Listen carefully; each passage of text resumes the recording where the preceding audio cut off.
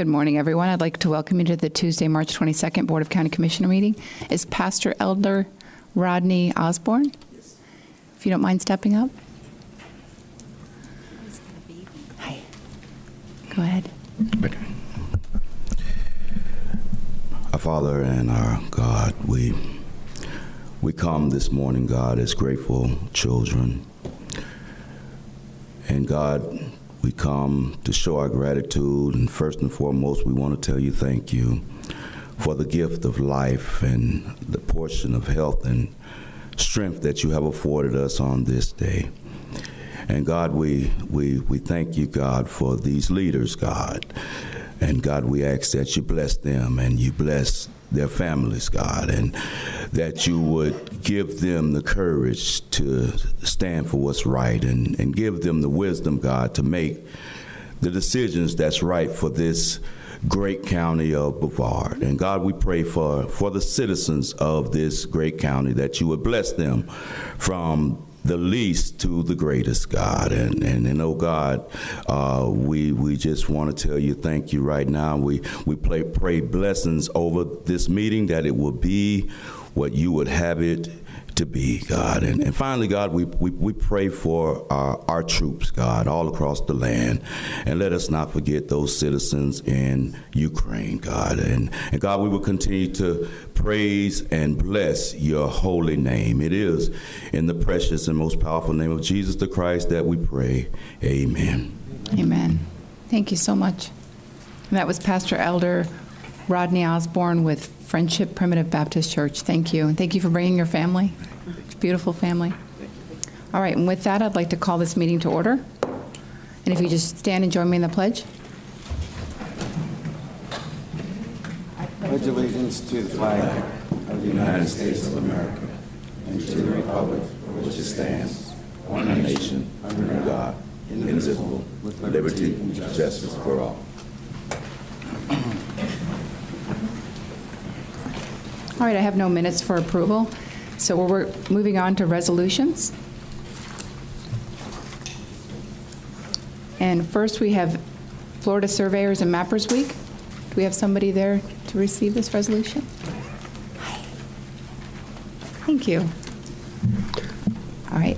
Whereas surveying has been an essential element in the development of human environment since the beginning of recorded history, and its requirement in the planning and execution of nearly every form of construction, with its most familiar modern uses in the fields of transportation, building and construction, communications, mapping, and the definition of legal boundaries for land ownership. And whereas George Washington, Thomas Jefferson, Abraham Lincoln, and other former presidents of the United States served their fellow colonists as surveyors. And whereas the surveying and mapping profession requires special education, training, the knowledge of mathematics, the related physical and applied sciences, and requirements of law for evidence. And whereas the continual advancements in instrumentation have required the surveyor and mapper not only to be able to understand and implement the methods of the past, but also to learn and to employ modern technology in finding solutions to meet the challenges of the future. And whereas the citizens of Brevard County recognize the valuable contributions of the surveying and mapping profession to history, development, and quality of life in Florida and the United States of America, and make important decisions based on knowledge and expertise of licensed surveyors and mappers. Now therefore be it resolved that the Board of County Commissioners of Brevard County, Florida, in conjunction with National Surveyors Week, does hereby proclaim the week of March 20th through March 26, 2022 as Florida Surveyors and Mappers Week, and recognize the many contributions of the ongoing dedication of our present-day surveyors and mappers to the citizens of Brevard County, done, ordered, and adopted in regular session this 22nd day of March 2022. Can I get a motion, please? Motion by Commissioner Pritchett, second by Commissioner Smith. All those in favor say aye. Aye. Aye. Any opposed? Motion passes unanimously. Do you want to say a few words? Sure. I'm Mike Sweeney. I'm the county surveyor. I'd like to say thank you with regards to all the surveyors in the county. And I'd like to introduce you to the senior surveying and mapping supervisors, Sam Vanderwalker, Gil Crook, and Tony Vitale. Some of the best surveyors I've worked with a long time. At this time, I also like to give a call out to my staff who's up working in the offices and out in the swamps and everything else. Amber Holly, Larry Lytle, Rick Henning, Mark Cornell, Garrett Gordon, Brian Dolan, Brian Joel, Jared Alwich, and David Labastida. I think I got everybody, I hope. So now one other thing I like to say while I got an audience here, we have an opening for a survey, Field Tech 1 beginning position here. So if anybody's out there that loves to work out in the field, fair and foul, and likes math and maps, please send us your application. We'd love to have you come join our family. Thank you. Right. Great job. Thank you.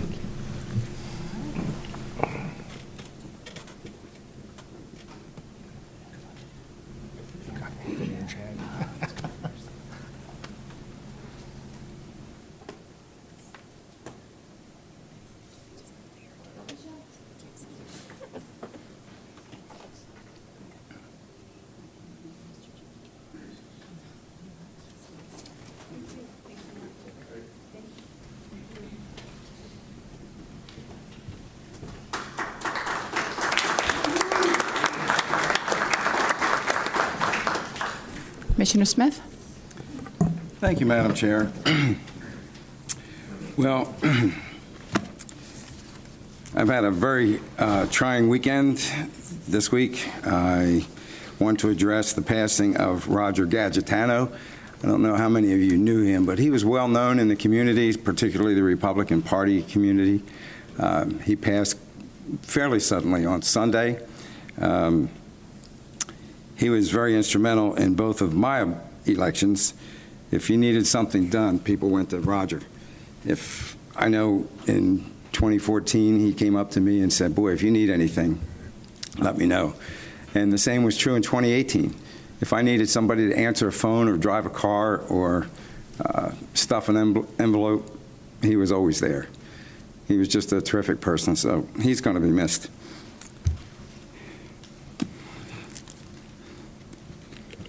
Take your time. And then, of course, on Friday, Got this deep breath. we lost Pat Woodard.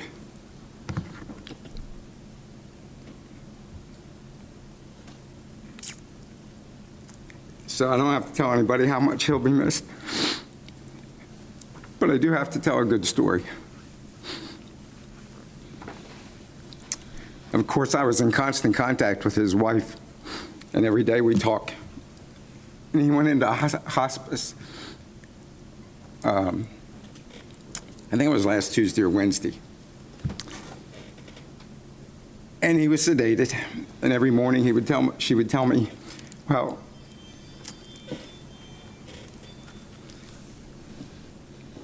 I think today might be the day, or maybe tomorrow.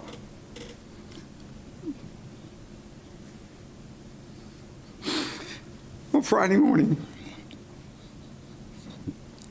she said, Commissioner, I think today's the day, or maybe tomorrow.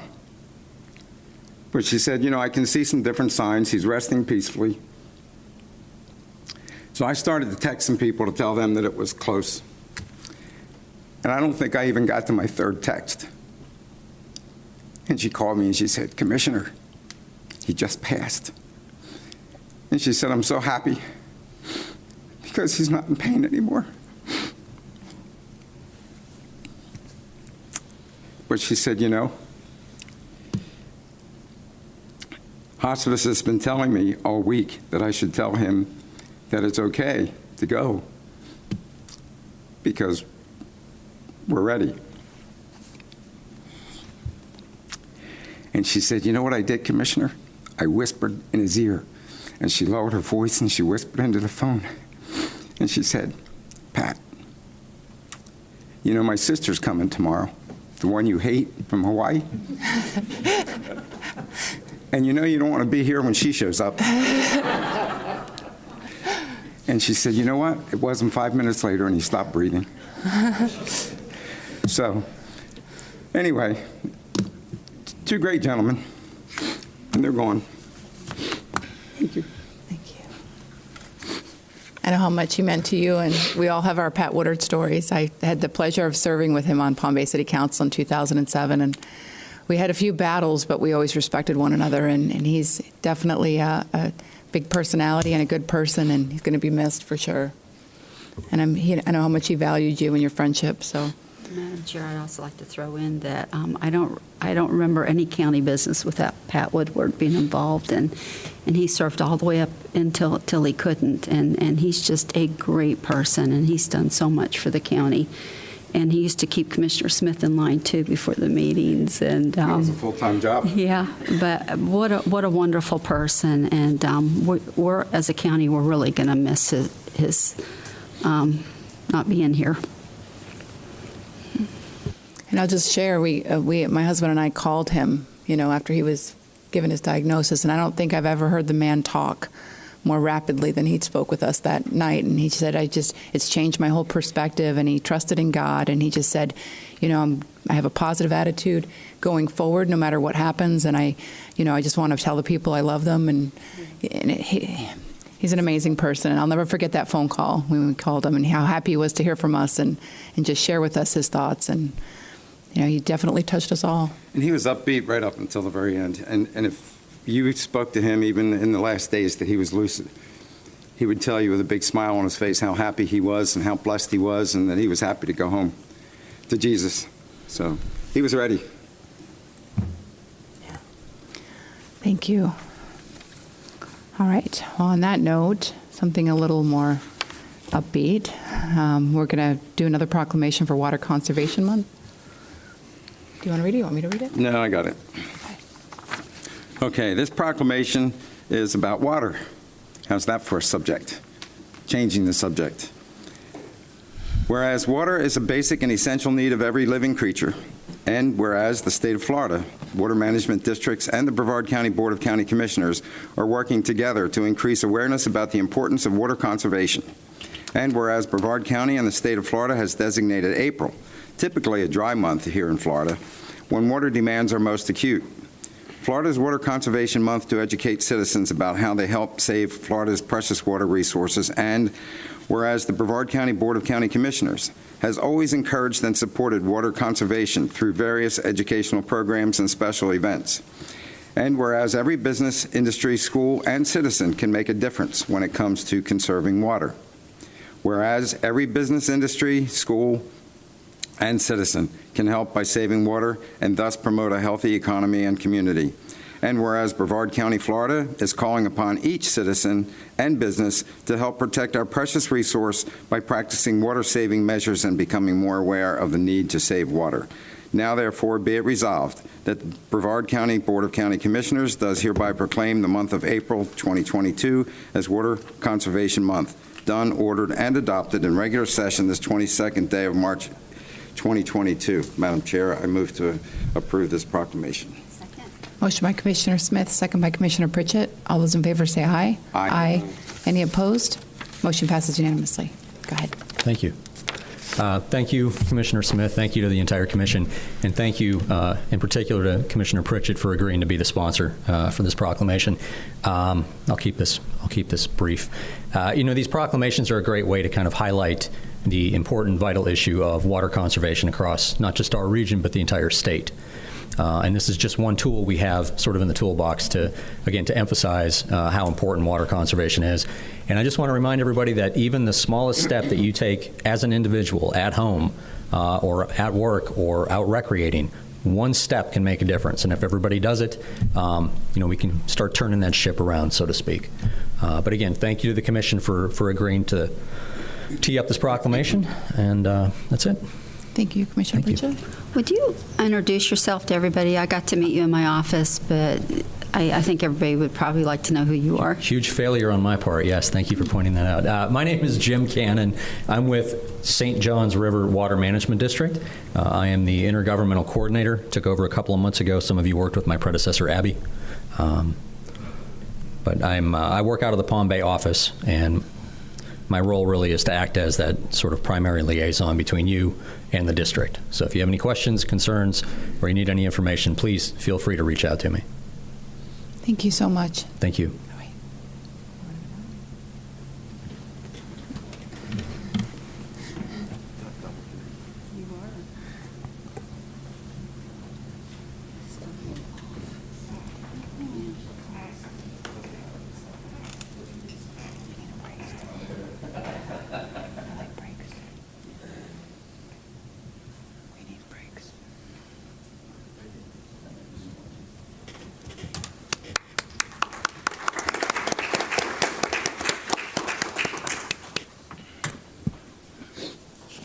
right, moving on to consent.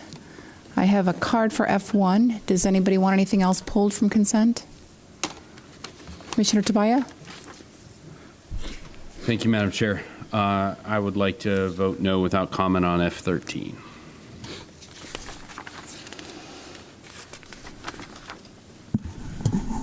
Commissioner Lober? I'd like to vote no without comment on F10 and F11.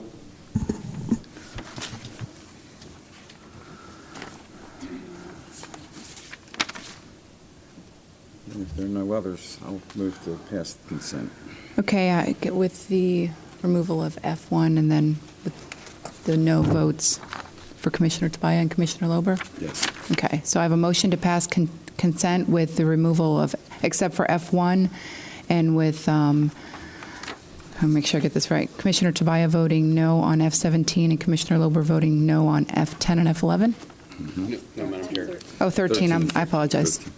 Commissioner Tobias voting no on 13. Can't read my own writing. All right, Commissioner Smith.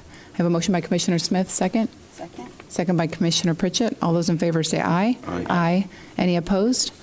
Motion passes unanimously. Okay, F1? You want to introduce F1?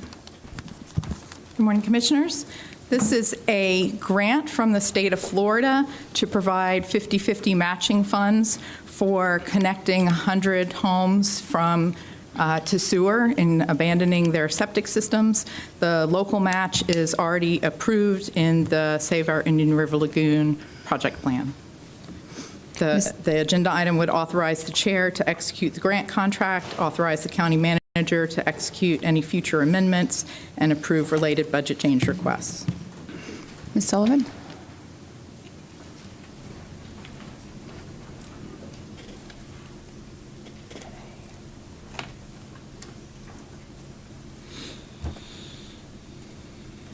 Good morning, Sandra Sullivan. It's great to get all this money. This is nearly $1 million that'll go to septic to sewer.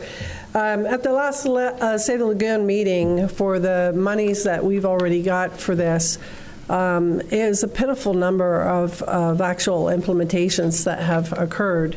There was some discussion about it, and apparently there has been only one postcard gone out to homeowners. So we have to do a better job if we're going to get the money, of spending the money. There was also discussion where before it was focused on that, I think the number was 10% of septic systems are creating, the bulk of the nutrient loading in the lagoon from septic, and those were the highest priority. So now they're looking at, let's just replace all septic in the county. But the lagoon was the focus, and prioritizing those septic systems that have the most impact. If we're not doing a good job of replacing those, we need to reassess that and put that back on track. Thank you. Motion to approve. I have a motion by Commissioner Pritchett. Second. Second by Commissioner Smith. Ms. Barker, can you talk a little bit about the efforts to convert people from septic to this county system? Yes, and it's not just to the county system, it's also to the municipal wastewater treatment plants and central sewer systems across the county. So we use the state-approved model to estimate the loading from each of the over 53,000 septic tanks that are in the Indian River Lagoon watershed in Brevard to identify those highest priority sites. And we sent postcards to those highest priority sites. We got fairly low participation, and so in this year's project plan that was approved by the board in February, there was an increase in the cost share that would be available. So we're trying to reach either those same highest priority sites or the next highest priority sites.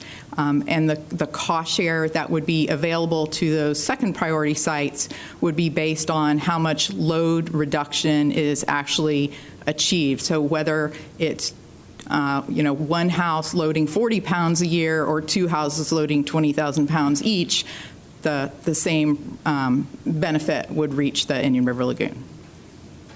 Okay. All right, I have a motion and a second. All those in favor say aye. Aye. Aye. Any opposed? Motion passes unanimously. All right. I have no public comment cards. So moving on to public hearings, item H1.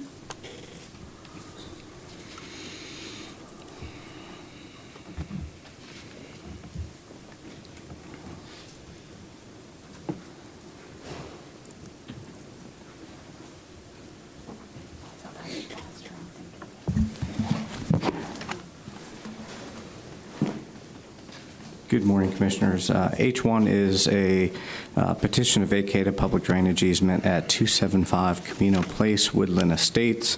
It's in District 3, considering to vacate part of a public drainage easement, and for the chair to sign the resolution approving the vacating. The petitioner is requesting 5 feet of a 20-foot wide public drainage easement for the construction of a pool, and there are no issues. All right. Commissioner Tobias, do you have an issue with this? It's your district. No concerns, Madam Chair. All right. I'll entertain a motion. So moved. Second. Motion by Commissioner Smith. Second. All right. Motion by Commissioner Tobias, second by Commissioner Smith. All those in favor say aye. Aye. Any opposed? Motion passes unanimously. Item I1. Commissioner Lober. I have a couple changes as to what I put on the agenda, having spoken with staff and some of the constitutional offices. With respect to the agenda item which was put up a little while back, as to the number 2, where it talks about staff education and/or training, I wanted to have another option in there, but still coordinated through HR, to allow for that pool of funding, the $60,000 identified there, to be used to pay for BCFR employees and BCSO employees to go to the respective academies, provided that they commit to work with either BCFR or BCSO for a period of time. I'll work with HR and BCFR and BCSO, pardon me, to get the specifics in terms of all the requirements, but I wanted to have just an understanding in the motion itself that pool of funds could be used for that as well. There may be, if it's lawful, some level of local preference just to have a higher retention level in terms of the number of months. Like I said, I'll work with them. And then lastly, the other change is the last bullet point on the first page, which runs 2 lines onto the second page. I'm just going to strike that altogether. Just that bullet point? Just that one bullet point. Everything else will remain as it is. So again, the only 2 changes pertain to that $60,000 pool identified in number 2, and then the very final bullet point on the first page, which runs 2 lines onto the second page. Everything else is as it is. So I'll go ahead and move to approve with those 2 changes. Commissioner Pritchett? Yes. Commissioner Lober, the second bullet point down on the other one, I would be more comfortable if it's the chair that signs the contracts. That's fine. Okay. You want me to, how about we just strike that bullet point then? Okay. Thank you, sir. Okay, then the motion reflects that as well. Commissioner Tobias? Thanks, Madam Chair. I'm sorry, this seems to contemplate 2 things. I'd ask, for a little more clarification on that. This has the remaining spending of the CARES Act money in total, whatever, $481,000, and then it has. I'm sorry, I'm trying to follow what was struck. An audit. That's out. So the entire. This is just the. So it's the one at the bottom all the way through all the bullet points at the No, on the second page. The very bottom bullet point on the first page, which goes 2 lines onto the second page, and then the one that Commissioner Pritchett identified as well, which is the second to last bullet point on the following page. Madam Chair? Yes. That's the following review by County Attorney's Office, that one? Yes, sir. Okay. So it's just 2 bullet points being struck. That one, and then the one that we identified earlier, the longer one that rides from the bottom of the first page into the second page. Okay. Madam Chair? Yes. So the one above, the one that was just struck reads, staff shall be authorized to execute any necessary BCRs to effectuate the above. Yes. The above now refers to... Everything above that wasn't stricken. Okay, so it's just the $481,000, okay. It's not a precise number, but that's a rough number. Okay. Okay. Madam Chair? Yes. Okay, got it. And then help me, how does that impact the last bullet point? The motion is keeping with BCC 43 as approved by the BOCC on It renders that one irrelevant. Okay, so that one can be. If you want it stricken, you can, but I'm just trying. It makes no difference. It doesn't authorize anything or preclude anything. Yeah, I was wondering what the change would be. Okay. Yeah, if you want to take it out, I really don't care because it has no impact with the other, the first one that I mentioned striking, that's the one that goes from the bottom of 1 into 2. That last bullet point really doesn't serve to do anything. But Okay. if you want it out, I don't have a preference either way. Okay. Thank you. All right, so we're clear. You're not requesting the audit, correct? I'm just not even addressing it in this. It's not that I am or am not requesting it. This action has nothing to do with that. Okay, but this was part of this item, so. Right, but it's been stricken. Okay. I just wanted it clear, that's all. Yep. All right. The board have any other input? All right, did you make a motion? Yes. Okay, I have a motion by Commissioner Lober to approve this item, I guess minus the request for audit, so that would be the last several bullet points. So let me make the motion just so it's clear. I don't want there to be any ambiguity. The motion's to approve this as is, with the only changes being with expanding the pool that's identified under number 2, the $60,000 pool, to allow for BCFR and BCSO academy costs for folks that sign up with either such agency. And like I said, I'll work with HR and the respective agency to determine what requirements are put in place for that. I'm striking the final bullet on the first page, which runs 2 lines onto the second page, beginning with whereas the version. And then I'm also striking, as Commissioner Pritchett requested, the second to last bullet on the last page, which starts with following review by. Otherwise, it's unchanged. And the last 2 bullets, correct? After we've If you discussed. want, Commissioner Tabaya, I really don't care. Do you want me to take that one out too? Madam Chair? Yes. I don't, since the bullet point above has been struck, I think, just for clarity, Okay. It may be simpler just to say, whereas the version of this agenda item presented on March 8th, everything from that bullet point down, we don't need. We do need the BCR. Sorry. Okay. So we do need, yes, that is correct, to effectuate the changes that could come. So with the exception of staff shall be authorized to execute any. Okay, so for clarity's sake, just to reiterate the motion one last time, I'm sorry, because we're kind of going over and over this.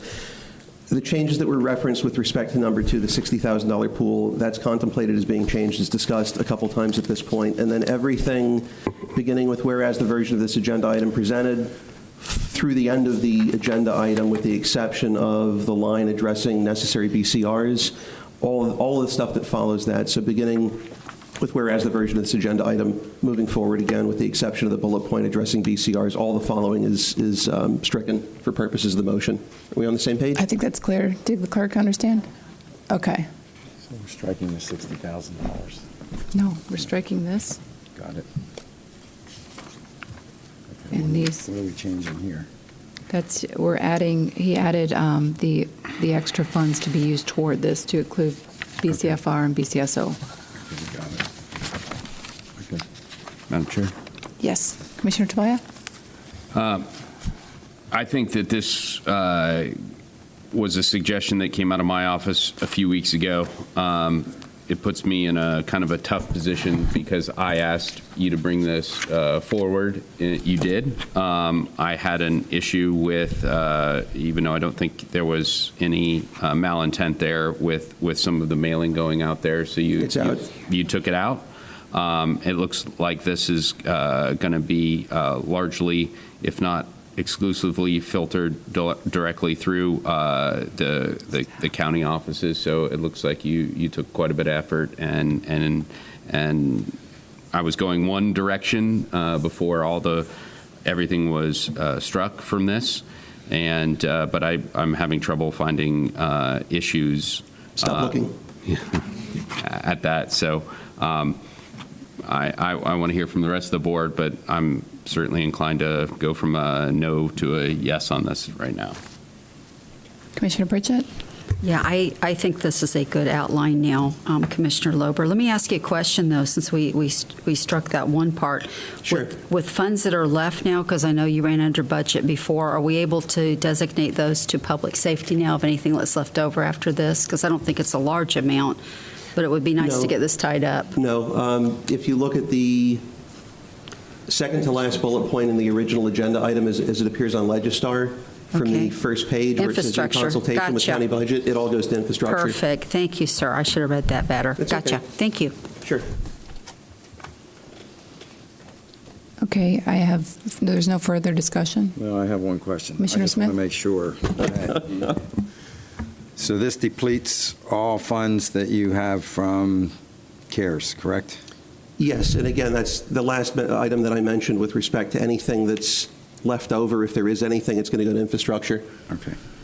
Because the problem is, without looking at a particular minute, I don't know exactly how much has been used out of some of the programs. If Ian, for instance, had another indigent burial, that could change the equation here by $700.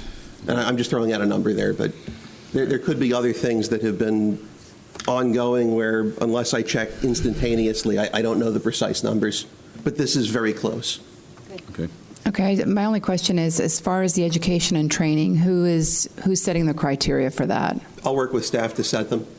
Okay, I'd prefer if staff set the criteria myself. Again, or I'll work with staff. If that means you're a no vote, then be a no vote. I'm not trying to be a no vote. I'm trying to understand what you're asking for, because there's a significant amount of money there, and I want to make sure that it goes toward, a policy we already have in place that covers staff training. And if you want to add additional, I want to have that clarified. What would you like to know specifically? I mean, are we paying for certifications that are part of someone's job description, or are we paying for education that's related to their job? I mean, it doesn't specify. I apologize, but I thought it was extremely clear in the agenda item where it says education and/or training for skills usable within department. Okay. But there was education and skills that we paid for out of our office budgets that, to me, I wouldn't have agreed on paying had that come back to the board. So I'd like to see that criteria myself before, or I'd like staff to develop the criteria. That would be compliant with this policy that you have an issue with? I have an issue with you setting the criteria for the education and training. I'd prefer staff to manage that. Again, I'm planning on working with them. If you need to vote no, then go ahead and vote no. Okay, Mr. Lober. All right. Any further discussion? Commissioner Pritchett?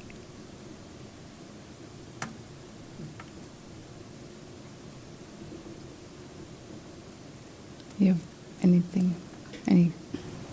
Commissioner Lober, I know what you're saying. I know what Commissioner Zonka is saying. Can we maybe pull this part out and come back after you come back with what you're specifying? I think it just make it easier.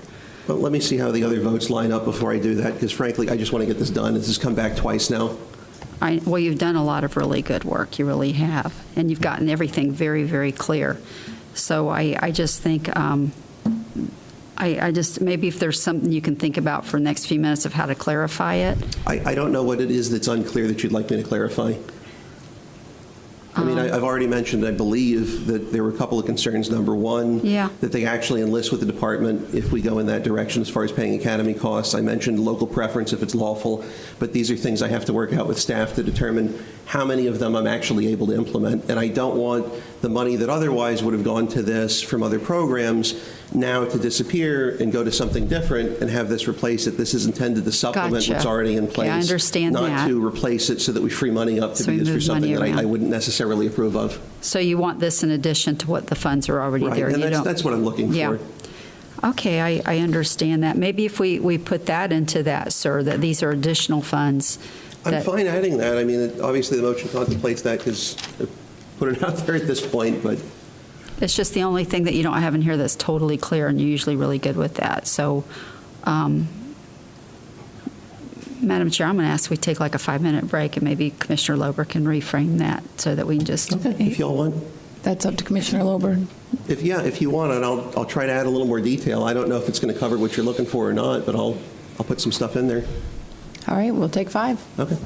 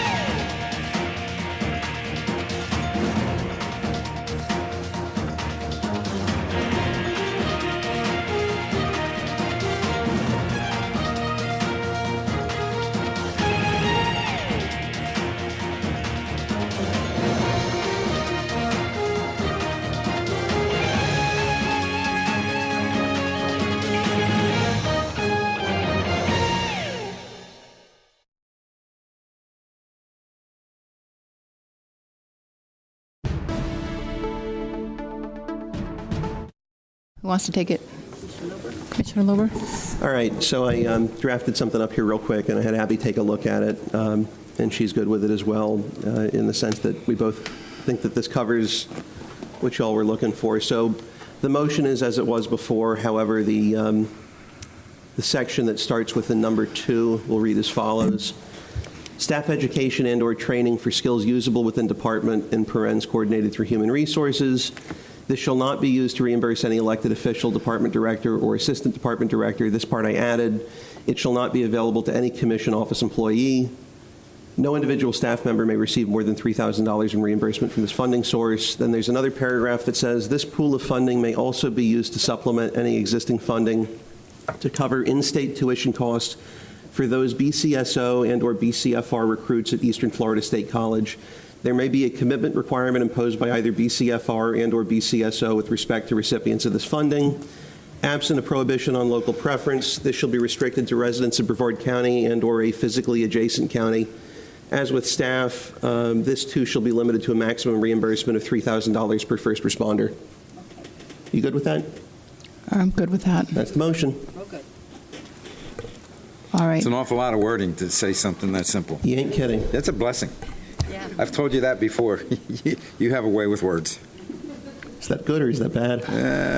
Ask them. I don't want to. When we're hungry. Yeah. All right, I have a motion by Commissioner Lober. Second. Second by Commissioner Tobias. All those in favor say aye. Aye. Any opposed? Motion passes unanimous. And I'll send that to the clerk with the language I just read. All right. Item J1.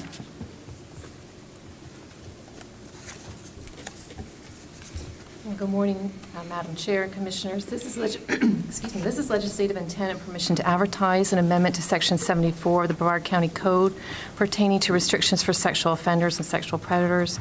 This is just legislative intent. We will bring back a proposed draft ordinance, and this is in relation to providing for an exemption for county government buildings for the limited purposes of conducting county businesses and accessing government services.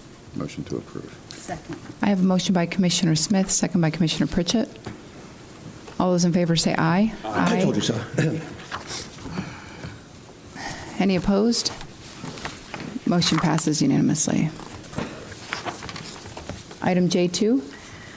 Yes, good morning, Madam Chair and Commissioners. This is also legislative intent and permission to advertise a proposed amendments to Section 106.1. This is safe use of public streets. This is for a pedestrian safety ordinance. This is just legislative intent, permission to advertise. The proposed ordinance will make it prohibit either individuals from making physical contact with any vehicle in any lane of traffic stopped at a traffic control device or at an intersection, or exchanging any physical item with an operator or occupant of a vehicle within any lane of traffic stopped at a traffic control device or at an intersection, and essentially defines roadways, mediums, obstruction of traffic, pedestrians, and the like, in order to fully inform the public as to prohibited conduct, which would be specifically stopping, standing, or sitting in that area and conducting this behavior with motor vehicles. There are penalties to this provision, but once again, this is legislative intent and permission to advertise. We would bring back the actual ordinance for your consideration. All right, I have 3 cards. Hannah DeRocher. And after Hannah, Nathan Slusher.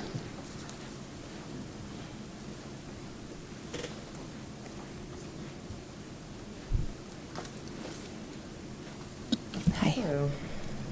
Very nervous, never done this. Don't be nervous. My name is Hannah DeRocher. I'm 6 months pregnant. I've been homeless on and off throughout in Melbourne area, living in hotels when the mutual aid group could help me. I have gone to Daily Bread, I've gone to Salvation Army, I've gone all throughout your county trying to find some kind of help. I work at nights now, thankful to the mutual aid group that has helped me so I could stay clean, I could get fed. I did panhandle, but in the safest manner, by standing on the side of the street and letting them decide if they wanted to help me. If the light was green, you don't go near them. It's obvious. I have been hassled by cops, told out of sight, out of mind.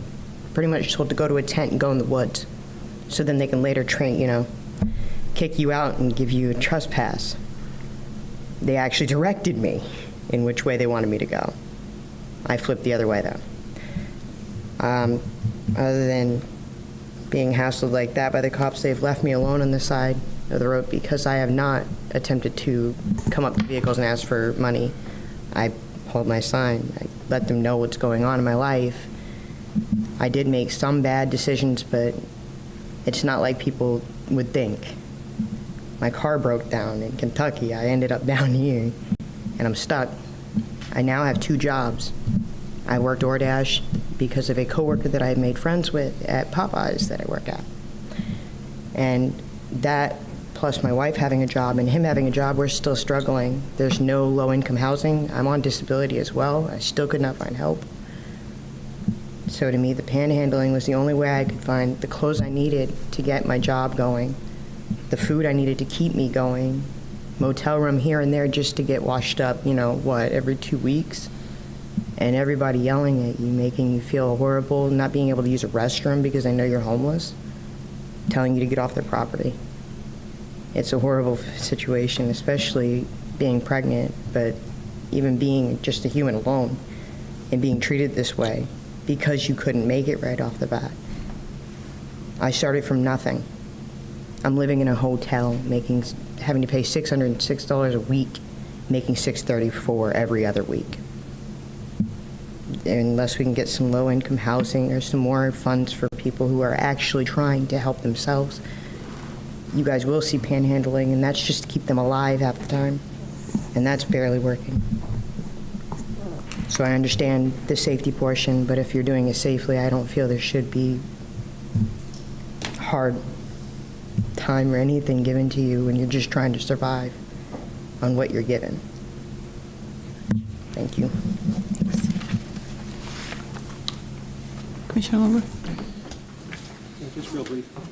I think I turned myself off there. Just real briefly on that, I met with some folks yesterday out at a church in Merritt Island who were bringing up the whole low-income housing topic, and I don't want to derail this whole thing on a low-income housing discussion, but I did just want to bring you all on board that I spoke with Ian Golden yesterday about a couple of thoughts or a couple of items that were discussed during that meeting that I had. One was with respect to impact fees and what we can do as far as encouraging developers to build more low-income housing. I believe, from my understanding, we already have a waiver for the transportation impact fees or a portion thereof. I don't know to what degree other impact fees may be lessened or waived to facilitate that. I have Ian looking into that now. I believe he's reaching out to TAD to do that. And then the other thought was we have a ton of vacant land that the county owns, and I know a lot of it is easily monetizable in the sense that we can auction it and make some money and also get it back on the tax rolls. But if we have land that's not necessarily tremendously valuable, where we really wouldn't realize a huge amount of money from auctioning it off, especially if the area is compatible or consistent with having some low-income housing, I think it's something to keep in mind. I can tell you, when I was a kid in Seminole County, some of the low-income housing was nicer than the stuff that was around it that wasn't low-income housing. And you would never know unless you did some sort of research that it was low-income housing. So I think there's this stigma that's associated with it, that it somehow ruins a community, and I don't believe that that's necessarily the case. I've seen that in an adjacent county here. So it's just something I would say, not with respect to this item, but since it was brought up in public comment with this item, we should just keep our minds open as far as what we can do to try to facilitate folks building these low-income housing projects, because frankly, the developers oftentimes don't want to do it because the margins aren't there. So whatever we can do within reason that's not cost prohibitive to facilitate that, I think it's a good idea for us to at least look at. Commissioner Smith? Thank you, Madam Chair. And to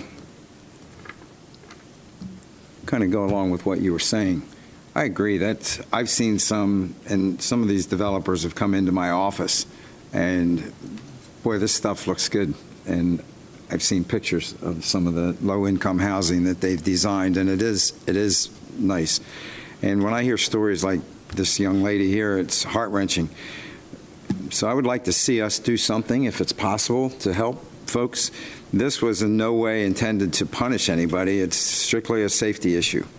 So it's a shame that there's collateral damage pursuing this, but I think in the light of trying to keep people safe, I think this is necessary. Commissioner Pritchett? I want to thank you for having the courage to come up and speak. I know that that's not very easy.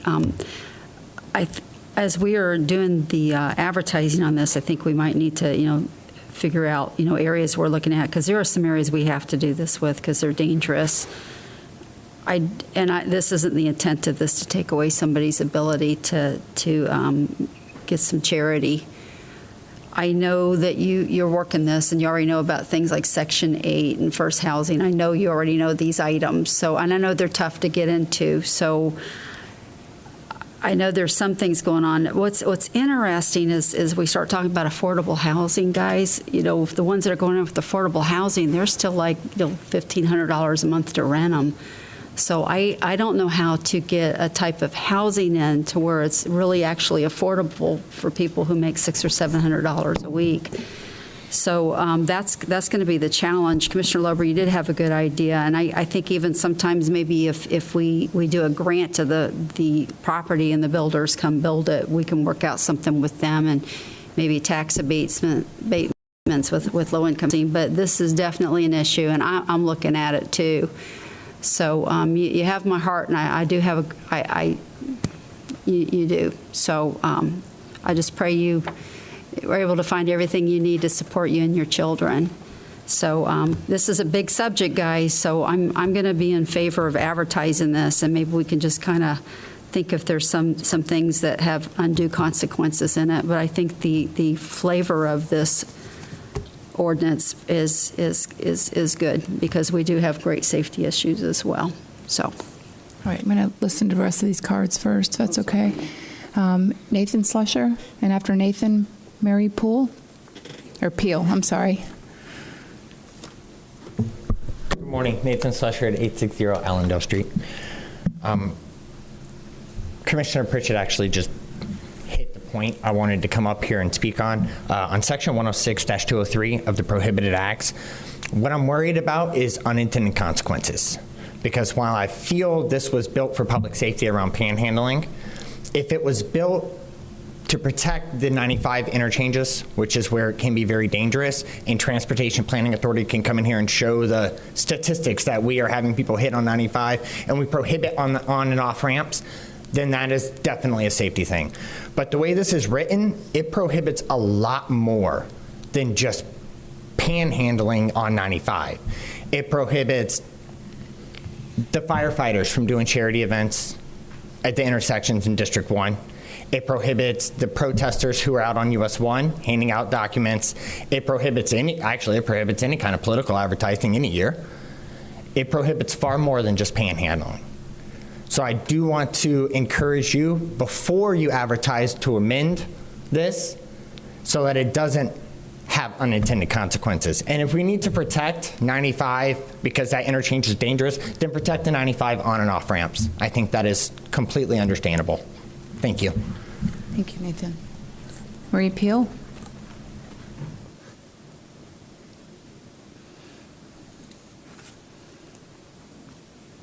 So, good morning. My name is Marie Peel. I'm here as the Vice Chairwoman of the Libertarian Party of Brevard County. When I read this on the agenda, I saw safety. I saw about the ramps for 95. I was disappointed when I read it further and read into the details, because I felt that that was misleading. Although there was statistics in there about safety, this was clearly about panhandling and addressed much more than 95, and even addressed sidewalks, not even necessarily directly where it was speaking to. But my main issue with this is that instead of working towards resolving the root causes of panhandling, which is clearly what this aims towards, it puts further burdens on Brevard residents, which, whether that person has a home here or not, a place that they can call a home, they are a resident here. They are our people here in Brevard County who need help. So instead of resolving root causes, which I've heard discussed here, but I'm talking about the actual wording of what is being proposed, it puts burdens and aggravates the situations, because it says giving up to a $500 fine or 6 months in jail. So you have someone who's in need, and they're put in a position to choose between, will I get my next meal? Will I be able to pay for whatever housing I'm in or get more food for my family? Or do I go ahead and, do I break the law to do this? Because either way, they're going to be in need. So if someone then has to turn around and have a $500 fine, which they're not going to have money to pay for most likely in the first place, or 6 months in jail, which will also mean that they wouldn't have been able to work or earn more money, it's aggravating the situation. So I request that this not be put up unless it's written in a way that helps with the root cause, instead of just putting burdens on people who are already in need. Thank you. Thank you. All right, I don't have any more cards. Commissioner Lober? I had a question for Abby. Are we able to advertise this somewhat broadly so that we can factor in and adjust some of the concerns that were brought up today? Because what I'd like to do is at least take a look at it and see what we can adjust. But I'm just concerned that we don't advertise it so narrowly that we're not able to do that. Yes, absolutely. I mean, we can address that as far as the advertisement is concerned. Okay, I'll just throw out there, if we advertise it broadly, I'll support it today if you're counting votes. Anyone up here? Commissioner Tobias. We would just advertise a very basic. Thank you, Madam Chair. And first of all, I want to thank Commissioner Smith for bringing this forward. That's twice now you've come up with stuff that has, though I've been on the opposite side, have required me and my staff to do quite a bit of work, and I really appreciate that. I just want you to know when you do come up with something, and I'm sure you've got a lot in the wings, and I'm in support, I'll do just as much work to help you cross that line. I suspect you won't need it, but with that being said, I have a few, and when I say few, I mean quite a few issues with this that I'd like addressed, and maybe you can give some answers. And I understand this is just to publicize. However, you've shown your flexibility already on this, on some changes that have come forward, as you'll see. But I too believe this ordinance has nothing to do with public safety. It's exclusively about panhandling. And it's a shame that we're hiding that behind that because, as you, I'm sure, are well aware of, panhandling is protected under the First Amendment. I don't want to say this is a war on the poor, but we have homeless veterans out there. We have freedom of speech. And I thought Commissioner Lober would be very concerned with the Fourth Amendment, which, of course, adds search and seizure on here. But I have three primary areas of concern that I'd like to hear your opinion on, whether you were meant to go down that or maybe that's something you could address. And again, this is something I would have handled behind the scenes. But of course, with Sunshine, we don't have that luxury. That's why everything is so much smoother up in Tallahassee than what it is here. But they fall into three basic categories, just to give you a heads up: safety, cost, and unintended consequences. So let's start with safety. And you can tell a lot about an ordinance in the whereas clause, and when you mention something over and over and over and over again, it probably has nothing to do with that. But you use some statistics here that were cherry-picked. The Space Coast Transportation Planning Organization report, are you aware that there is a more recent report that shows that the number of accidents have actually decreased since the one that you put up? No, but that doesn't surprise me because it's a fluctuating number. Madam Chair? Yes. May I go back and forth? Sure. Yeah, it decreased by a large percentage, by more than 100% between the report that you had and the more updated report, the 2020 report. No, I wasn't. Okay. I'm sure you're probably aware that Melbourne City Council passed an ordinance and coincidentally struck panhandling, dealing with almost word for word, almost the same here. My question to you is that took place about almost a year ago, June 8th, 2021. If this is truly about safety, I'm sure you've looked at the traffic accidents decreased or increased. I don't know the answer to this. That's why I'm asking you. But they have the same ordinance in Melbourne. What did you see? Was this effectual for decreasing the number of accidents? Well, I don't know if that can be quantified because the point is that. Well, we quantify it in the Space Coast Transportation Planning Organization, so we actually do quantify this on severity, injury, death. But you're using such a small portion from June till now is what, 9 months, something like that. So whatever number you would get or numbers you would get out of a 9-month study or numbers out of a 9-month study, I don't know that short of about 5 years you can really get a handle on trends. Oh, okay. God creates a baby in a year, 9 months. I think we probably can get a little bit of whatever. But anyway, let me go on to the city attorney of Melbourne. This was the city manager's report, and it says in 2019. Again, this is dated June 8th, 2021. The city attorney's office provided a recommendation to the Melbourne Police Department that it stop enforcing the 2014 panhandling ordinance. Again, it's very coincidental. This all happens at the same time. I'm sure that's all it is, a coincidence. But here's the important part.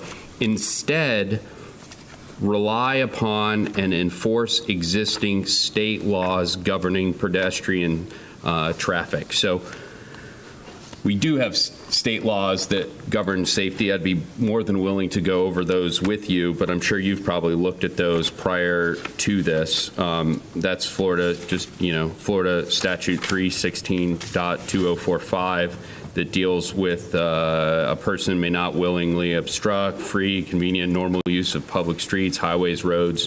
There's a bunch of these.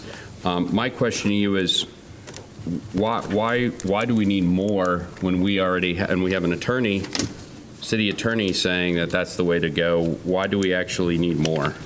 And have you even contemplated what ability law enforcement has to effectuate those state statutes that prohibit safe actions that are not safety in roadways? Well, I have, and I conferred with our sheriff also, and the concern is that you have intersections that are busy, like Ellis Road, Wickham, and Pineda, among others, not just 95 exits and entrances, that are extremely heavily traveled. We already have a lot of accidents at these intersections, and there's a lot of them here in the county. And this isn't taking people's ability to panhandle away, if that's the word you want to use. They're out there, as this lady suggested, they're out there trying to supplement the income that they're already making. We want to make sure that they're safe and they're not running the risk of injury and or our drivers. So these people can still go into parking lots like Walmart, they can go into parking lots like Publix, and they can ask for help there. They can pick the roads and corners that are less traveled. We're looking at main arteries here, and because people do move and people don't pay attention, and look at all the wrecks that we have at these busy intersections, and these drivers have a hard enough time just negotiating red lights and yellow lights and green lights. So that's the impetus here. We're trying to save lives. Madam Chair? Yes. Okay. For any people that don't have homes, I understand the intent of what Commissioner Smith just said, but please do not follow that. I have multiple state statutes here that deal with trespassing that is expressly prohibited. Well, if they're on sidewalks, public sidewalks, and at the entrance of a... I just want to make sure that we're not, there's private property and they have the ability to maintain certain types of... I'm not suggesting that anybody go on private property. On top of that, let me go with the second one here, because this is the one that really got to me, and that was cost, Commissioner Smith. What is the estimated cost? I'm sure you've probably asked, and I don't know. What is the estimated cost of enforcement? I would have no idea. I didn't bring that subject up to the sheriff, and he didn't bring it up to me. Okay. I know these officers are out patrolling constantly, and if they see an offender, whether the offender is panhandling or the offender is stealing a car or whatever, that's part of their job. Okay, so I'm assuming that most of the folks, I mean, we had one here that were panhandling, would be indigent and would need a public defender. Have you reached out to the public defender's office to find out the cost on taxpayers for the defense of this? No. Okay. What about the cost associated with the judicial process? We constantly hear that our judges are overworked. The clerk of the court has told us that they're having issues scheduling. Have you contemplated the judicial process? Well, I understand your question, and I'm sure it's a valid question, but at the same time, I'm thinking that if you know that when you come to a stop sign and you realize that you're supposed to stop because that's what's required, you stop. And I'm sure the word will get out in the community that you're not supposed to stand on an intersection or an island in an intersection and panhandle, ask for money, or hand out political literature. It's not a safe thing to do. So I don't know that anybody would have an answer for that. That's fine. Okay. For 2019-2020, it appears that it's an average of $66.48 to keep an inmate in prison. This would allow up for 60 days as it's a misdemeanor. That's roughly $3,900. When you add in other factors, you're looking at $4,000 or $5,000 very easily. Is this really the wisest use of taxpayer money to enforce this at that cost? Well, again, my concern is safety, and if we can save one life, what is that worth? But again, and again, but we've talked about, you haven't done. When I asked if there's a 9-month period in which your ordinance had gone into effect in Melbourne, and the response I got was I hadn't looked at it. If it truly was safety, wouldn't the response have been yes? There's been a 31% decrease of, and I don't know what the answer is. I'm just making that up. Right. Of safety, but instead I get no. If it truly was safety, wouldn't we give Melbourne a little bit time to see if dealing with panhandlers, public safety was taken care of, and then try to craft an ordinance that did what? Well, I didn't dive into it deeply, but I did talk to several people in Melbourne, and they considered this to be a step forward in safety, yes. Great. So you spoke, and you said you spoke with the sheriff, correct? Yes. Great. Did you speak with either the public defender or the state attorney, two other integral parts of this? Because if the sheriff arrests, right, the state attorney is the one, I believe, that is then required to, or not required, but at least it would be additional burden on both his office and that of the public defender. So neither of those? No. Okay. And finally, and it was mentioned up here, and I didn't get protests. That was one that I didn't get, but I did get some fun ones here, and I addressed them, and some of them were taken care of,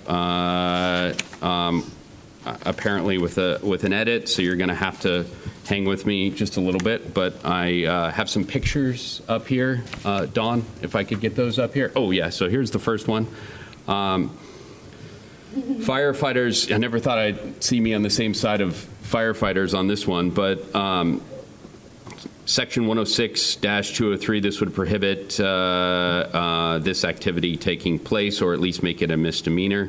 By the way, I looked up and spoke with some folks, and by the way, this is local up here. Muscular dystrophy, as well as St. Baldrick's. I was surprised because I know that was something near and dear to your heart.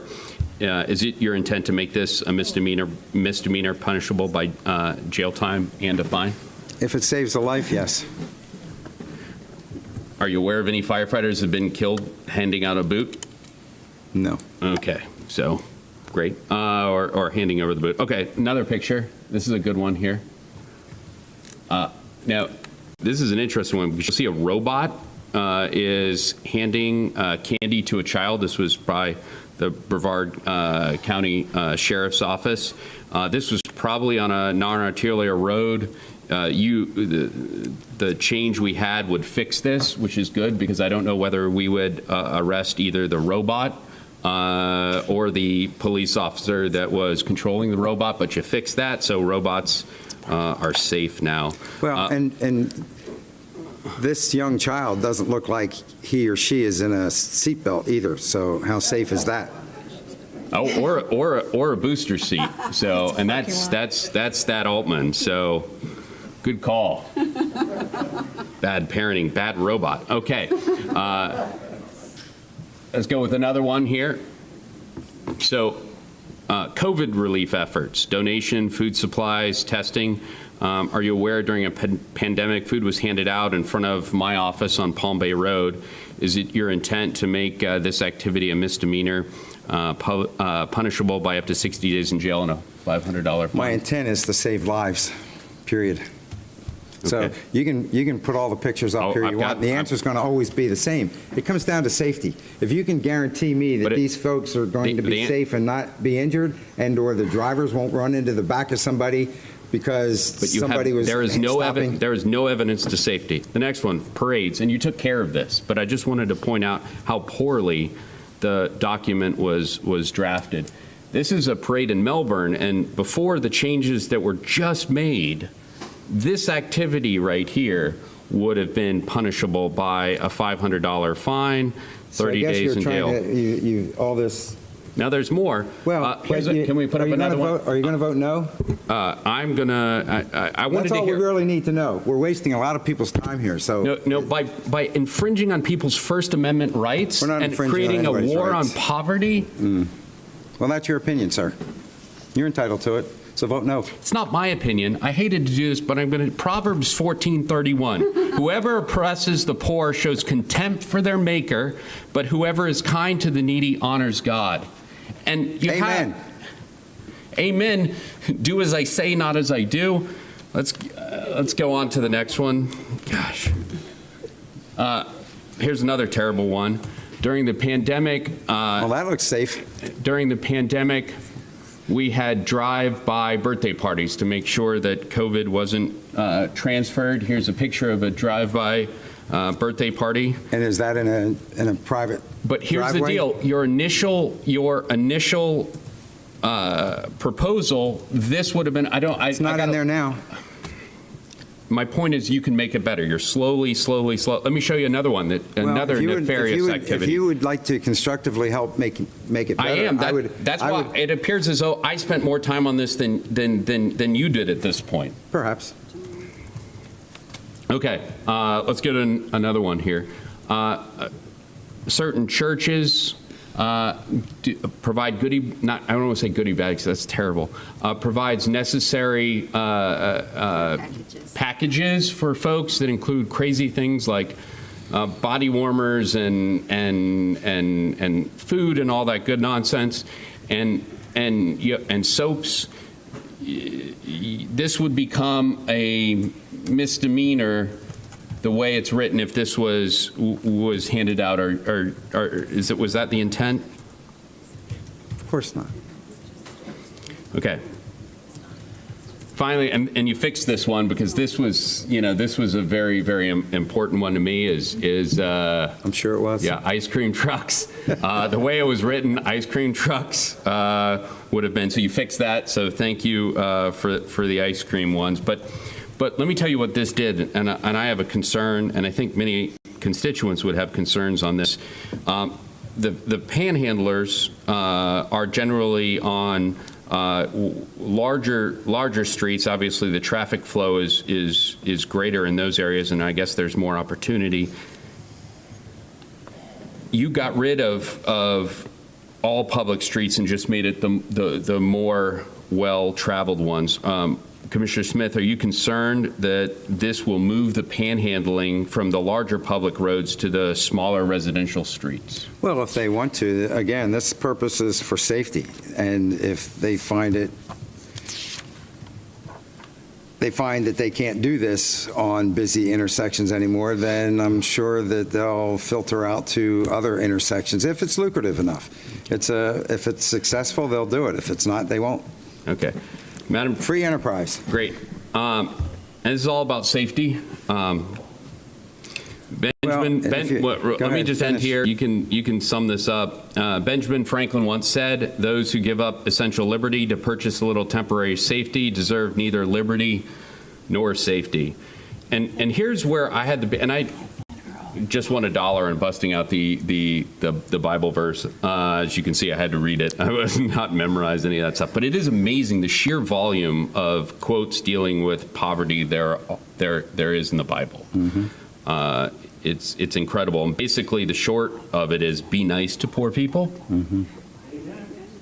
I don't know. I don't know that this does it. But here's where I have another issue on this. It's hypocrisy. As a candidate for office, I ask people for money more times than I would like to admit. Call up, and the bad thing is I ask for hundreds or even thousands, capped at $1,000 at a time. If they have a wife or a husband, I can ask for $2,000. If they have kids, I can ask for even more.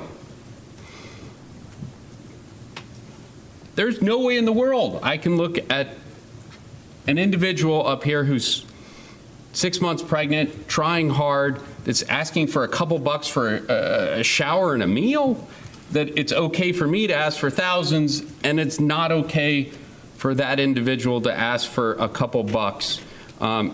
She's an adult. She can make a decision. It sounds like doing this very in a safety-conscious manner, and without any evidence or without updated evidence that this will actually work, it just doesn't seem like an equitable direction to go in. Again, I'd like to quote the Bible, but just be nice to poor people. And this one, I don't understand. I find it, we're extremely nice to rich people up here. I mean, we give Walmart millions of dollars. We give Blue Origin millions of dollars. Now we have a homeless person, a person without a home, I'm sorry. We're saying you can't go ask for a couple bucks. I just, if that's not hypocritical, I don't know what is. Again, thank you so much for bringing this up. I love delving deep into this, and we could go over we could go into the legal arguments of because this has been dealt with on the Supreme Court, but I'm not an attorney and I wasn't going to waste your time on anything. I thought just, be nice to poor people, or not be nice to poor people, just don't be mean to poor people. Yeah, you don't have to give them a buck, but at least give them the opportunity. So, ma'am, thanks for taking time out to be here. You put a face on this that, we don't see, but thankfully, apparently we'll see less of now because you won't have the opportunity to do that. Your government at work hard for you. So if that wasn't apparent, I'm going to be a no on this, no matter how it's amended. Okay, well let me just go ahead. Go ahead. Commissioner Lober. So first, Commissioner Tobias, please don't lump me in the Blue Origin crowd. I wasn't around then, and frankly, I didn't agree with that particular decision. I want to step back for a moment and talk about an item we had earlier in the agenda because it relates to this, that J1 sex offender ordinance. Literally everyone up here did what was politically convenient at the time, and the taxpayers are the ones who are going to be abused at this point, as we're certainly going to end up paying the other side's legal costs. And the ordinance that was adopted that was so politically fun is going to be rendered null anyway. So the bottom line is the board ought to be raked over the coals essentially for the vanity of pompousness in that decision. I don't want the board to make a similar decision with this, thinking that staying in a Holiday Inn Express qualifies them as legal experts. So A few of the items that Commissioner Tobias brought up, I think, are easy solutions to. And when I requested earlier that we look at advertising this particular item pretty broadly, it's so that we can go in and correct some of the concerns that have already been identified and some that may not have even been brought up at this point. So as far as jail is concerned, I don't want to stick anyone in jail over this. It's ridiculous. It's absolutely ridiculous. Frankly, there's nothing that precludes us treating this as a civil citation where we say, okay, there's a fine, but to waste the space in jail over someone that does something like this, it's just moronic. I mean, there's no nice way to say it. It's dumb. I'm just thinking it would be like in a comedy movie. Hey, what are you in here for? Oh, I stuck a guy in the neck with a knife and I twisted it. How about you? Oh, I'm in here because I was panhandling. Give me a break. Come on. I mean, it's ridiculous.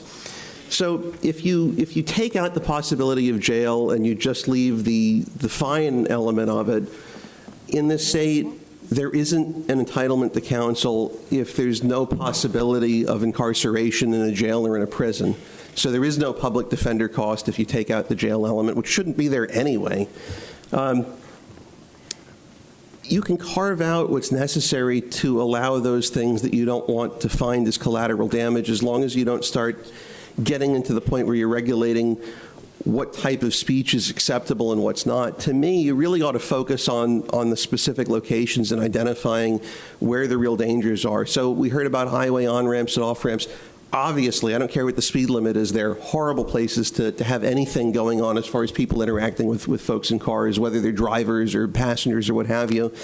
If you're talking about roads with high speed limits, let's say it's over 50 miles an hour, or even at 50 miles an hour, maybe that's another area. If there are areas where historically we have information, whether it's from TPO or from Road and Bridge or otherwise, where there have been a bunch of collisions either with other cars or with pedestrians.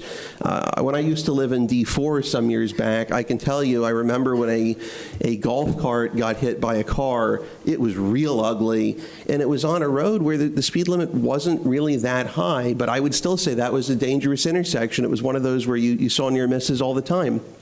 So I think, you take out the jail component. I think you carve out, specifically which areas and which categories of areas you want it to apply to. And if there's some little road where it's a 25 or 30 mile an hour speed limit, or heck, a 15 mile an hour speed limit, I don't know that the safety concern exists there to the same extent it exists elsewhere. I do think this is a good idea in the sense that you have to balance, the safety of folks with also not infringing on what people ought to be entitled to do.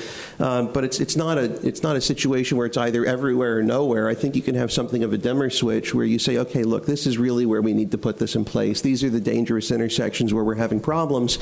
And if it's not one of these areas and it doesn't meet a particular criteria that we specify in whatever it is that this ends up becoming before we adopt it, then it's fine. It is what it is. And I don't care if it's a fireman with a boot or someone that's panhandling or St. Baldrick's or whatever. It doesn't make a difference to me. I just don't want people to get hit by cars. I think that's generally a recipe for bad results.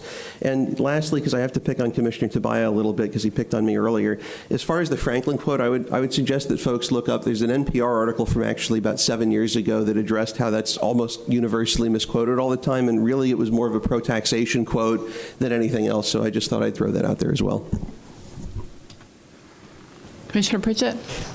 I just want to throw out that's 2 meetings in a row that Commissioner Lober and Commissioner Tobias brought up Scripture. So I'm going to vote them both to church with me Sunday morning. I'm going to send you guys an address. I'm going to save you a place right next to me. Are you really going to do it? We won't talk about anything with government. I might here, so I might take you up on it. Be careful. Okay, I'm going to send it to you, and I can't wait to see you. Commissioner Tobias, there's a lot of really attractive young women there, so you might show up anyways. There you go.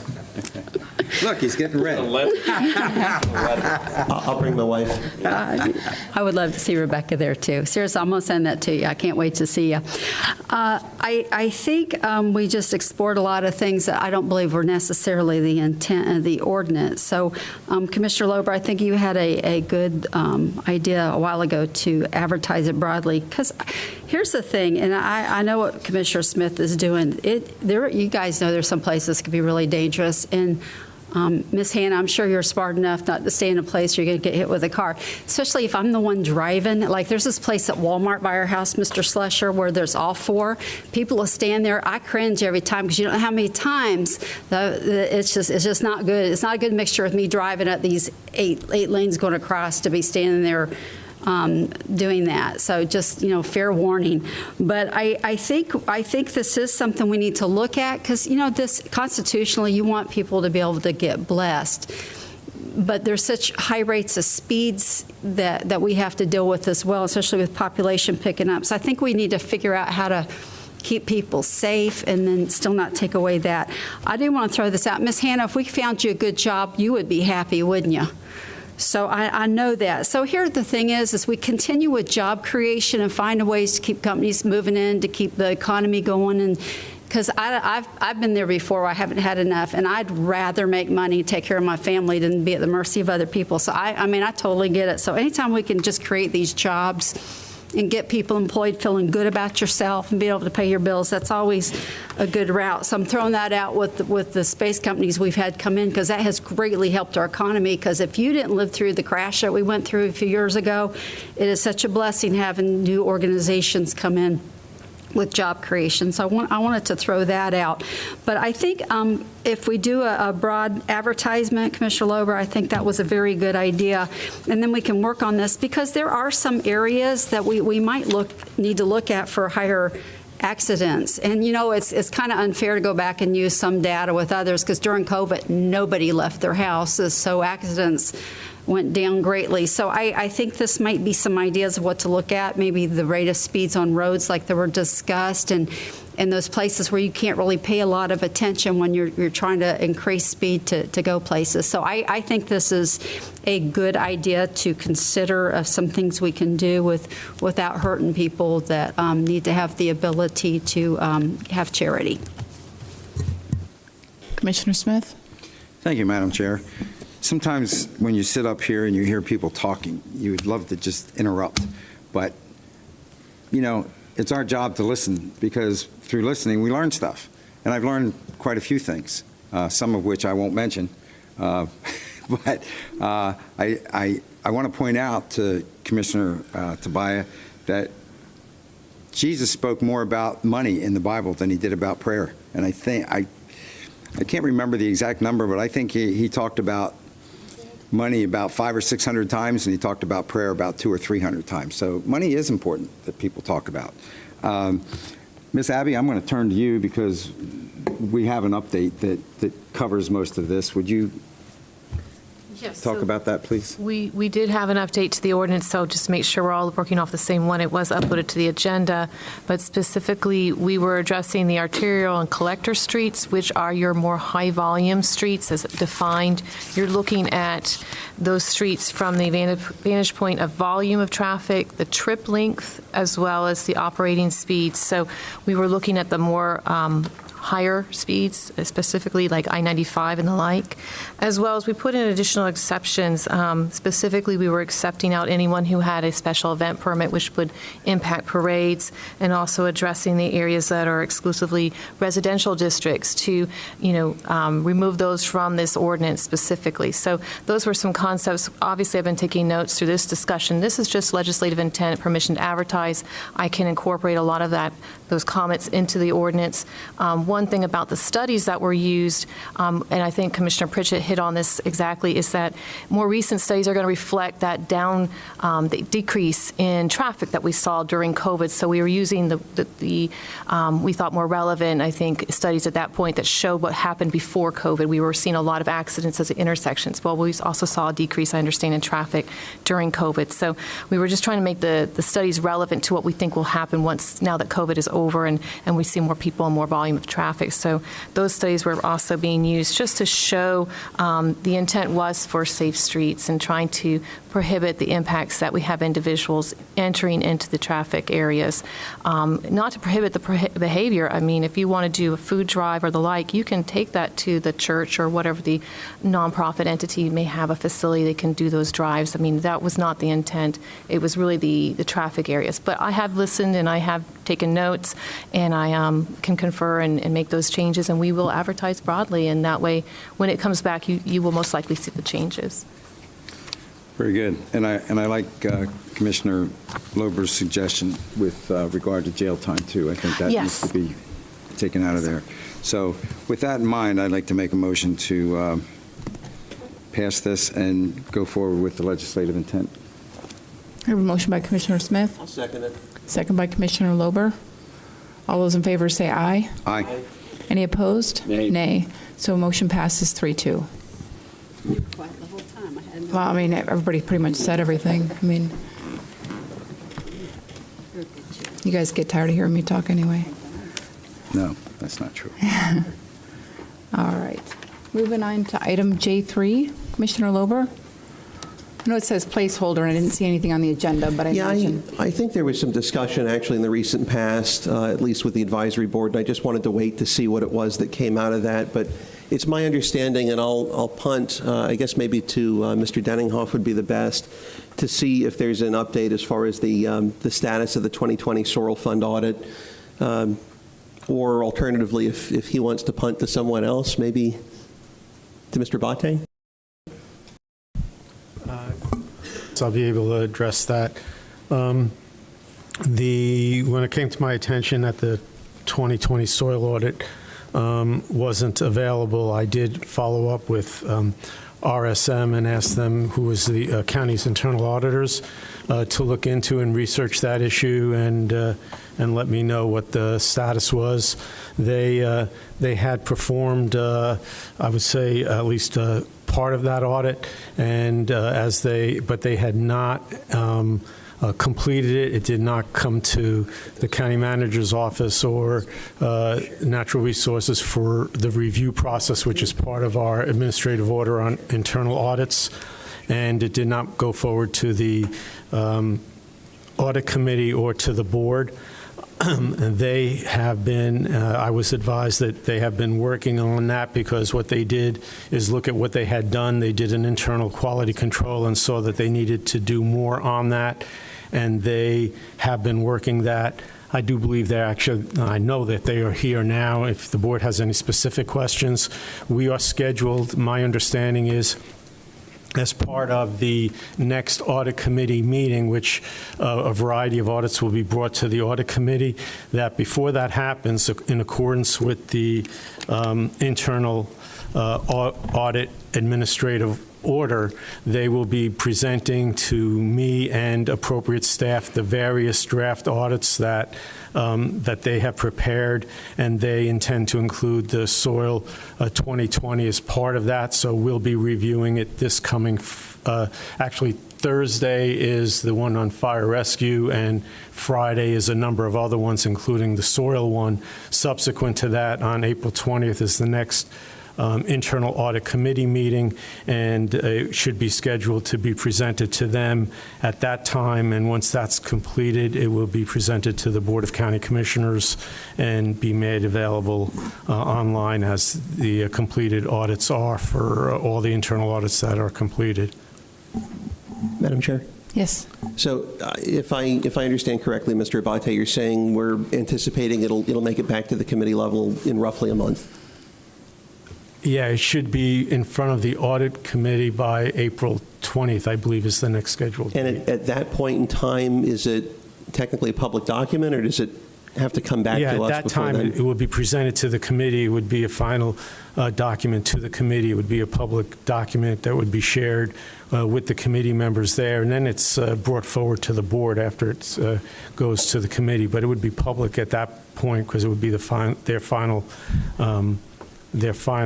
audit report. Okay, and I guess as long as you and RSM are on the same page as far as the timeline, I don't know that I need to make a motion today, but I just wanted to have some clarity, because I've had a lot of folks reaching out to me specifically on this issue, and I just wanted to stick it on as an agenda item so there's some level of formality in getting this info out there. Commissioner Pritchett?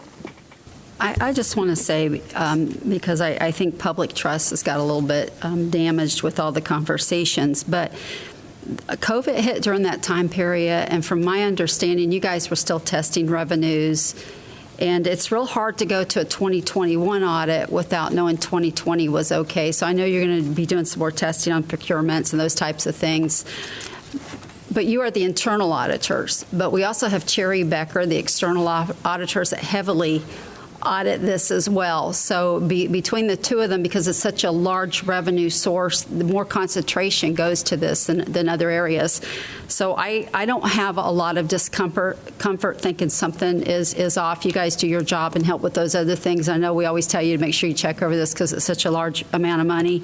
But I don't have the stress that I think a lot of people are starting to have with this. I don't have a lot of discomfort. So I know when you come back with this, hopefully you're checking internal controls, which we need to do, and make sure the funding's where it should be in contracts. But from what I've seen, the things I've looked at, I don't have a lot of discomfort. So I'm thinking that's what you're going to come back with a report of maybe internal controls to tweak or whatever y'all have done in the past. But I just want to say that for a matter of public trust, I don't have discomfort with the way we've been managing the lagoon funds. Ms. Sullivan?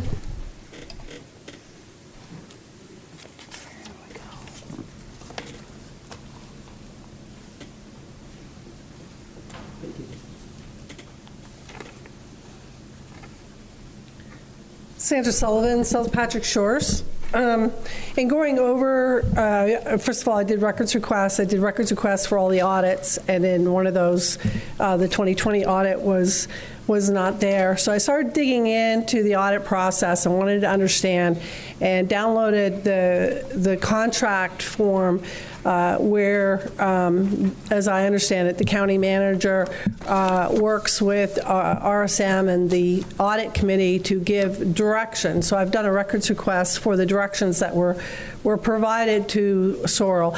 The contract also addresses risk assessment. And my background with large-scale accounting implementations, you would never have the person who is running checks in a company be the person who's signing checks, as an example, because that would be representative of a risk.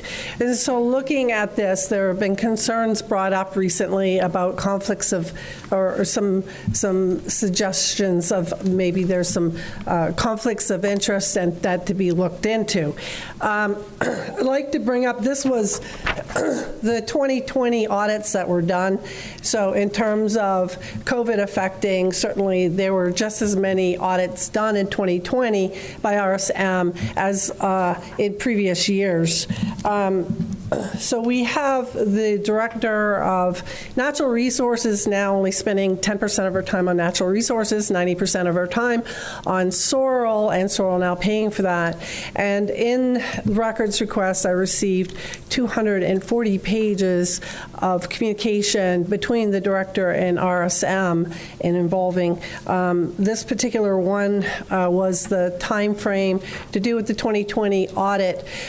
In the Sorrel meeting on Friday, it was stated by the auditors that the director didn't show up at this meeting that she said she would be at. They're asking her for a presentation. The question I have is essentially when you have the person who is directing the direction of the Sorrel funds, and that person is been authorized to also pursue grants, and also when the selection committee selects, say, the top 7 companies, and the one that is ranked 4th and the most expensive gets consulting contract, you start to get some red flags sticking up of concern. When you look at previous audits, this is one from 2019 where conflicts of interest were found in the TDC, and so that was addressed. And so I did records requests for the financial disclosure forms for the Sorrel board, and apparently there are none. So it seems we have a number of issues. I also looked at P-card transactions. That was addressed by them, and there are transactions over $1,000. So I would appreciate some feedback on this audit. All right. Commissioner Lober?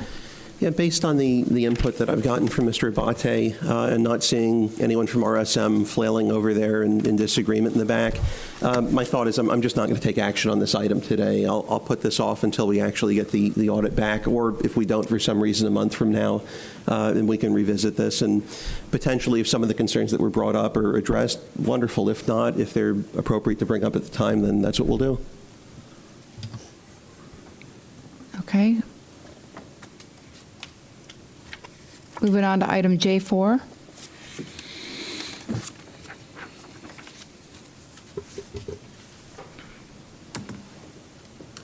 Madam Chair? Yes.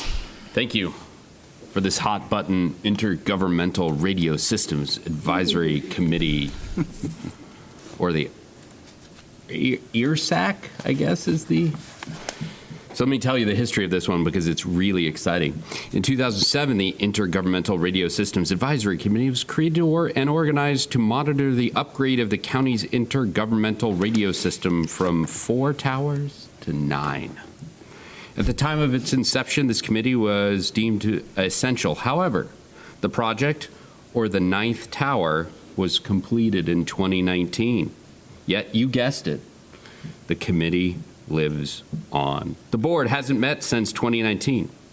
I've discussed this with Public Safety Director Matt Wallace, as well as the Director of Brevard County Emergency Management, John Scott, and concur that the board is no longer necessary. Now, here's the wrinkle. The MOU in which this board was created requires the approval from 18 cities as well as the sheriff for termination.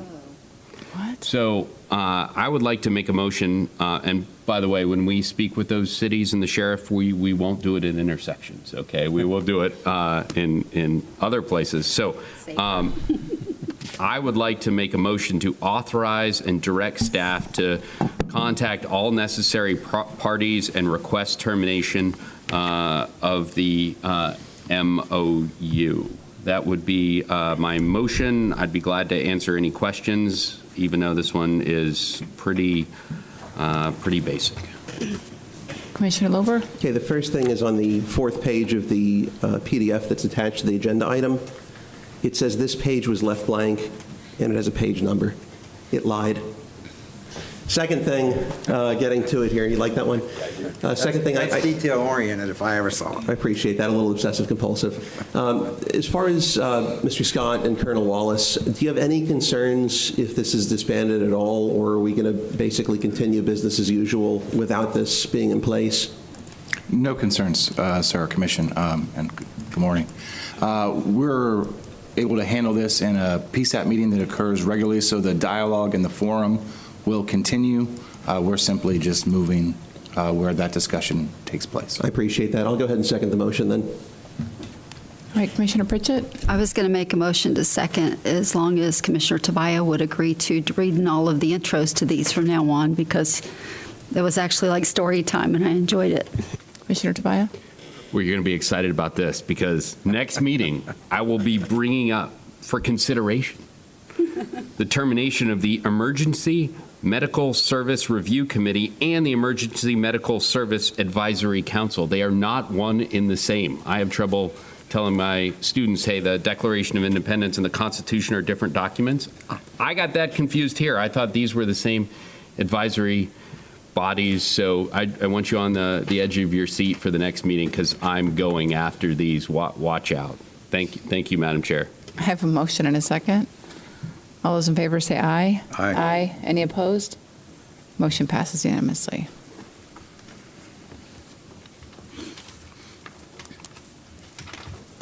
All right, item J5. Commissioner Tobias. Thank you, Madam Chair, and I want to thank the board because it was with your help that we tasked staff to come up with a document that I think you've all looked at this time that's dealing with county employee fee discounts. So I took that document and I turned it into policy. Believe it or not, it was quite a bit easier because of what was already put in place. it should be noted that already we have something called recreation partners. These recreation partners already receive a 50% discount. Recreation partners are defined as, quote, any sanctioned group organization that has a current recreation partner agreement with the Brevard County Board of County Commissioners. So the guidelines of this fee discount would be as follows. Number one, match the employee discount with that of recreation partners. So we're just slipping them in there for the 50% discount. We would include a provision limiting the amount of annual benefits to $500 per employee. This does not apply to any ancillary costs. These are staff time by hour, transportation, or any deposits. As stated, previously stated, sorry guys, this does not include either A, fines, or B, a discount for any of the 5 of us. So commissioners are exempt and have to pay full. And requires that a fiscal impact be tracked and this matter be brought back to the board for a comprehensive review after 1 year. So the report from staff indicates that a change to Resolution 16152, specifically Exhibit A, quote, Parks and Recreation Department fee schedule would need to take place in conjunction with the board policy. Therefore, it is proposed that the board also approve the amendment to Resolution 16-152 to properly effectuate this course of action. So, in other words, I have to have 2 motions, and I'll get them out of the way, but then answer any questions. The first motion would be to approve the board policy regarding employee fee discount. And the second one is approve the proposed amendments to Resolution 16-152, adding county employees to Category 2 of the fee schedule as discussed. Commissioner Lober? I like the thought. I'm not going to vote for it, though. I'll tell you, my issue is not with the item itself. It's with the fact that we've had a number of increases that we've had to absorb internally, and a lot of them have had to be passed along to our constituents. And it's just hard for me to raise anything for a constituent while we're turning around and lowering costs for folks that work here. I think if we didn't have some of the items that we've had in the recent past, I'd probably support this, but I just can't based on some of the items we've had come up in the recent past with costs going up.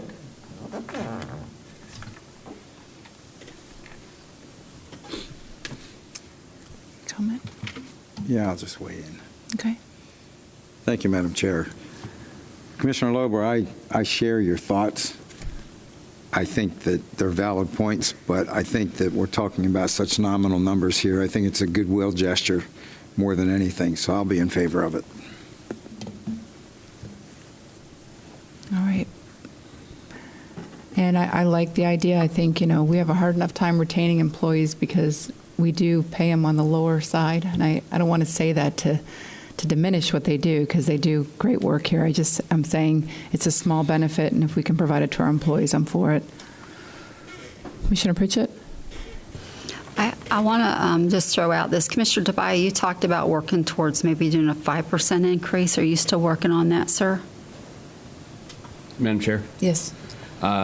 Yes, I think it's 5.38 to match the state increase, but again, I will have some sort of plan to get us there as to how we get those dollars. I don't think it would be fair for me just to throw that out. Again, that would be the delta between the proposed 3 and 5.38. It's a little bit more complicated. We'll get into a little bit later because there are certain folks that we need to get to $15 an hour. So those folks need to be taken out because the dollar, in effect, is larger than the 5.38. So the delta really isn't as large as what you would think it would be, but I'll have that coming up here in the near future. Okay, so I would probably work more towards supporting that than this. I know this is like one of those items that kind of sound good, but if all of these are user fees, so it will directly affect the rest of the public. They're going to have to pay more. So I would work more towards getting the staff rate up with the cost of living that's about to happen. It's going on everywhere, and it's pretty outstanding. So I won't be supporting this, but Commissioner Tobias, I will be looking forward to what you come with as far as getting us into competitive pay statewide.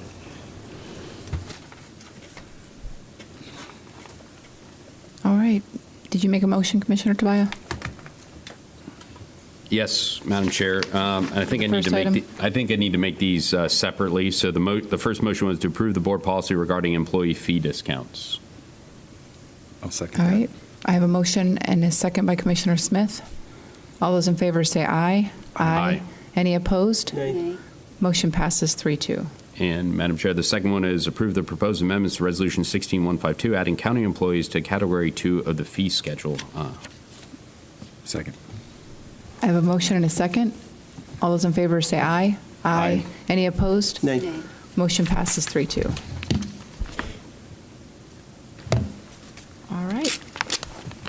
Moving on to item J6, Commissioner Pritchett. Oh, Commissioner Tobias, I'm sorry. I don't know why I thought it was you. I took a break. Thank you, Madam Chair. This is about tangible personal property, and to be clear, this is only covering county commission offices. I'm just trying to take a closer look at tracking of tangible personal property owned by the county in the custody of the county commission offices.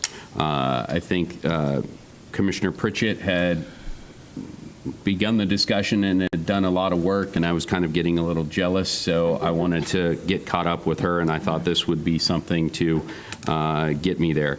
My office, with the input of Central Services and the County Attorney's Office, drafted a board policy that applies to, again, only county commission offices. The board policy objective is to lower capitalization thresholds for tangible personal property, which is defined as, quote, furniture, equipment, fixtures, and other tangible personal property of a non-consumable nature and a normal expected life of 1 year or more. The categories in this board policy are computers, furniture and equipment, and other fixed assets, all defined within. To be clear, this does not include membership fees, continuing education, software, and approved contracts. The board may want to look at that in the future. However, I just didn't have the wherefore-all to put it in this policy. I tried. It just was a little bit difficult for me. This policy requires tagging by county asset management if the tangible personal property is over the capitalization threshold of $100 in each category. The implementation of this policy should not be cumbersome. For example, since 2016, the District 3 office has had 2 such items, a purchase in March 2017 for $109.99 and another one in November 2021 for $416.23, both which currently are exempt from the county policy, but under this one would then need a tagging. Again, this would be in the future. Of course, one would be more than willing to do in past. But just again, let me say this because this only applies to the county commission offices. This would be extremely burdensome if we were to do it county-wide. So that is the crux of it. And the motion would be to approve the proposed board policy regarding tangible personal property for county commission offices. I'd be more than willing to answer any questions that anyone may have. Commissioner Lober? A few things. First, you mentioned it would only apply to items over 100, and I don't know how many we're going to come across over any short period of time, but your motion in the written portion includes 100, and I think either way, just there should be clarity as to what the motion is because what you said doesn't match what's written. The other thing is looking at AO 41 with computer equipment, or pardon me, computers over 750 and essentially other stuff over 1,000 with the life expectancy that you mentioned. I don't care what the number is set at. I think it should be uniform across the entire organization. So whether it's 100, 300, 750, 1,000, $20, whatever it is, that's my preference to have whatever is in place match the AO or vice versa. I also would be curious as to what Central Services thinks would be required of them and how burdensome tagging things would be, whether this is a 5-minute thing for them or whether it's a 12-hour thing for them. Because even without the tagging requirements, we've tagged, I believe, everything that's been at or above the thresholds to tag, and they come in, they've got a couple things to scan here and there, and they're in and they're out, and frankly, it doesn't take them much time, and it doesn't take us much time, but I just don't know how much more this would create in terms of a burden on them. But like I said, the specific number is largely irrelevant to me. I just think it ought to be uniform. Mr. Abate? Let me address a couple of items. First, on the AO, I will tell you that staff is currently working on revisions to that AO to address issues related to a category that, as we looked at what the state does and other jurisdictions, that they call it attractive items. We've defined in the draft of the revision that we're working on, central services in the county manager's office, what those items would include. And so that would be independent of what are currently established as the thresholds of $1,000 or $750 was computer equipment. So we will be putting that into place at some time once we get that draft finalized. But staff's been working on it, and myself and Central Services in the last couple of weeks. There is, as Commissioner Lober, as you've mentioned, there is going to be the issue of what additional work after the tagging occurs. So you've got the tagging as one issue.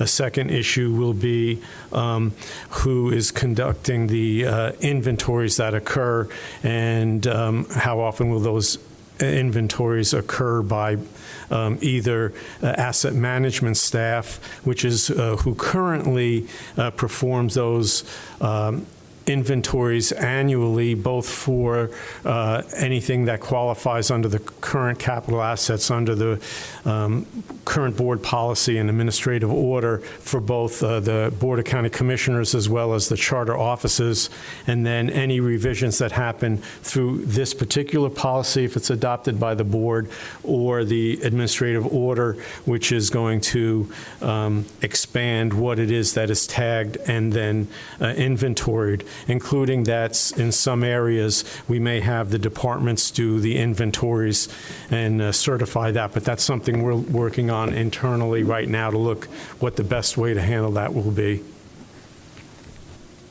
Mr. DePaia? Thank you, Madam Chair. And Commissioner Lober was absolutely correct. I misstated or overlooked the items that would happen to be exactly $100. And the policy is not congruent with what I said.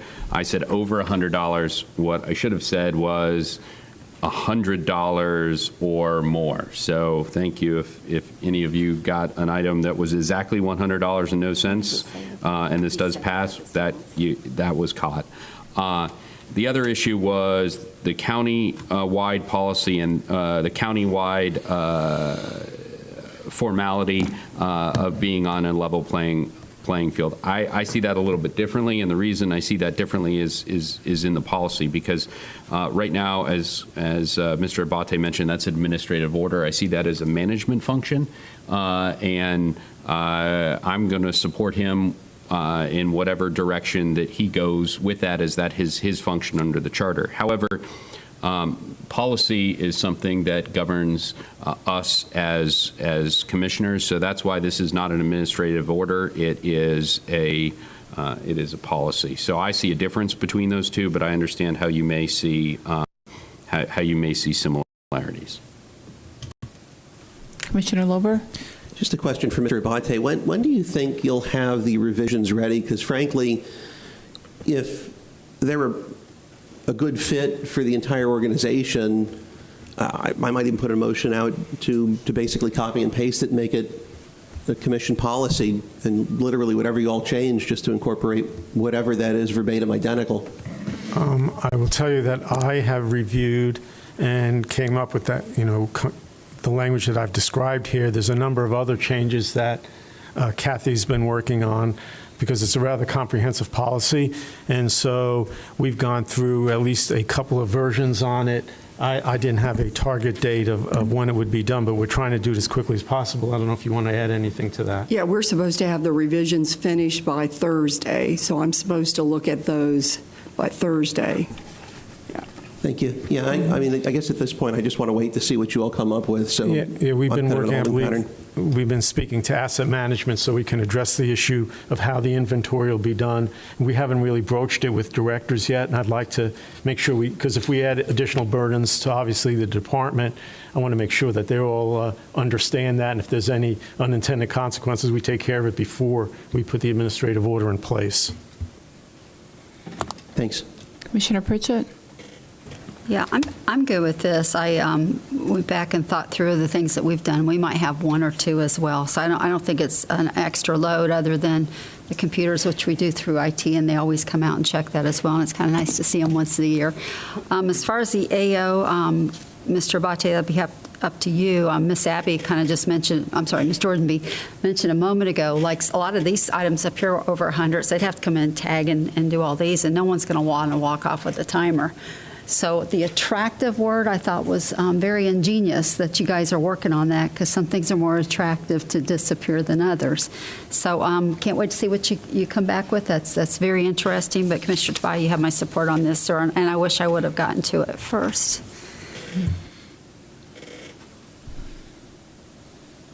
All right. And I'm going to go ahead and support it. I think we have 3 items that are already through asset management already. But obviously, we'll take a look and see what else we have as well. But I like this. I think everybody needs to be accountable for what we've purchased for our offices. So I'll support it. Did you make a motion, Commissioner Tobias? Yes, Madam Chair, but I'll make it again. To approve the proposed board policy regarding, quote, tangible personal property for county commission offices, Madam Chair. Second.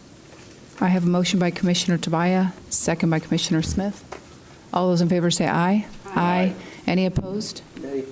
Motion passes 4-1.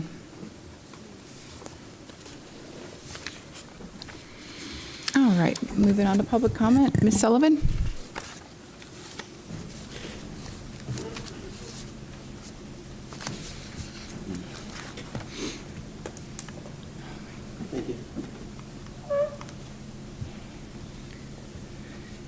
Sandra Sullivan. So I'd like to address, thank you, Commissioner Pritchett, for bringing up the perception of a decline in trust of the soil tax and why we got here and why we started doing records requests.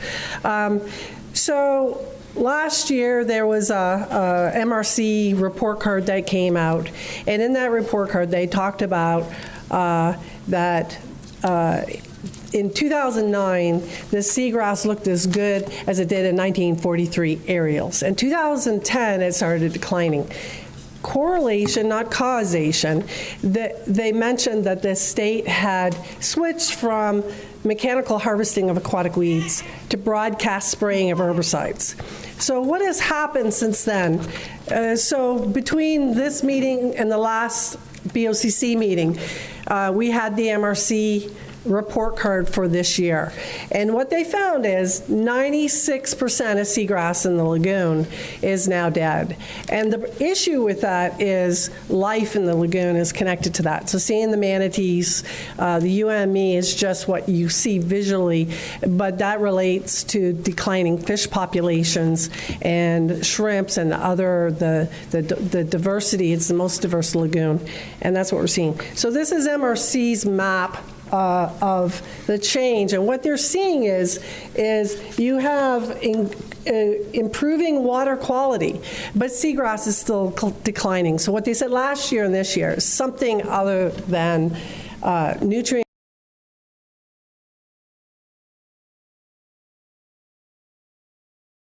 loading is resulting in the decline of the lagoon. So Dr. DeFries wrote a letter to Courtney Barker, who's on the COC board, and to Virginia Barker back in April of last year. Said, we don't have data for herbicides. Said, the science is keeping him up at night. That, and I'm just going to put it in my own words, that it's resulting in declining seagrass.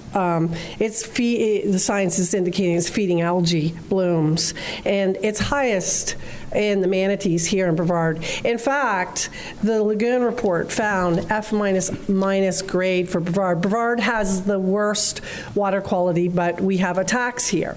What are some of the other counties doing? Martin County and Indian River County have bans on herbicides. They do not spray it. They're contractors. But Brevard County increased it by 2.5-fold. So I put 2 other folders, and I'm nearly out of time, but this issue of conflicts of interest is something that really needs to be dived into, because while we're spending $3.8 million on 2 projects consulting with FIT on dredging, we have COC members who are voting on dredging matters and not recusing themselves, and now it appears that there isn't those forms. Thank you very much. Thank you. Marie Peel?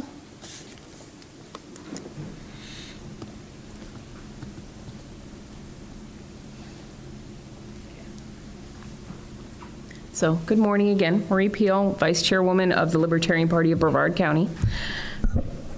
I am requesting updated information that may have been indirectly discussed this morning by County Manager Abate.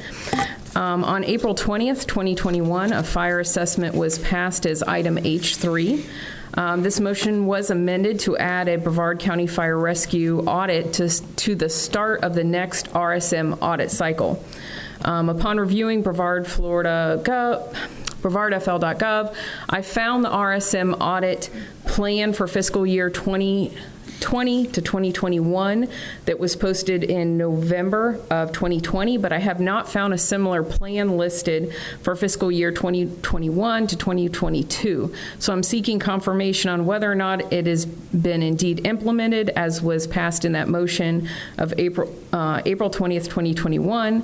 I had previously sought an update by email on this issue. I didn't get a response. Possibly it was lost in the shuffle, so I felt a face-to-face request for an update might be more effective. Thank you.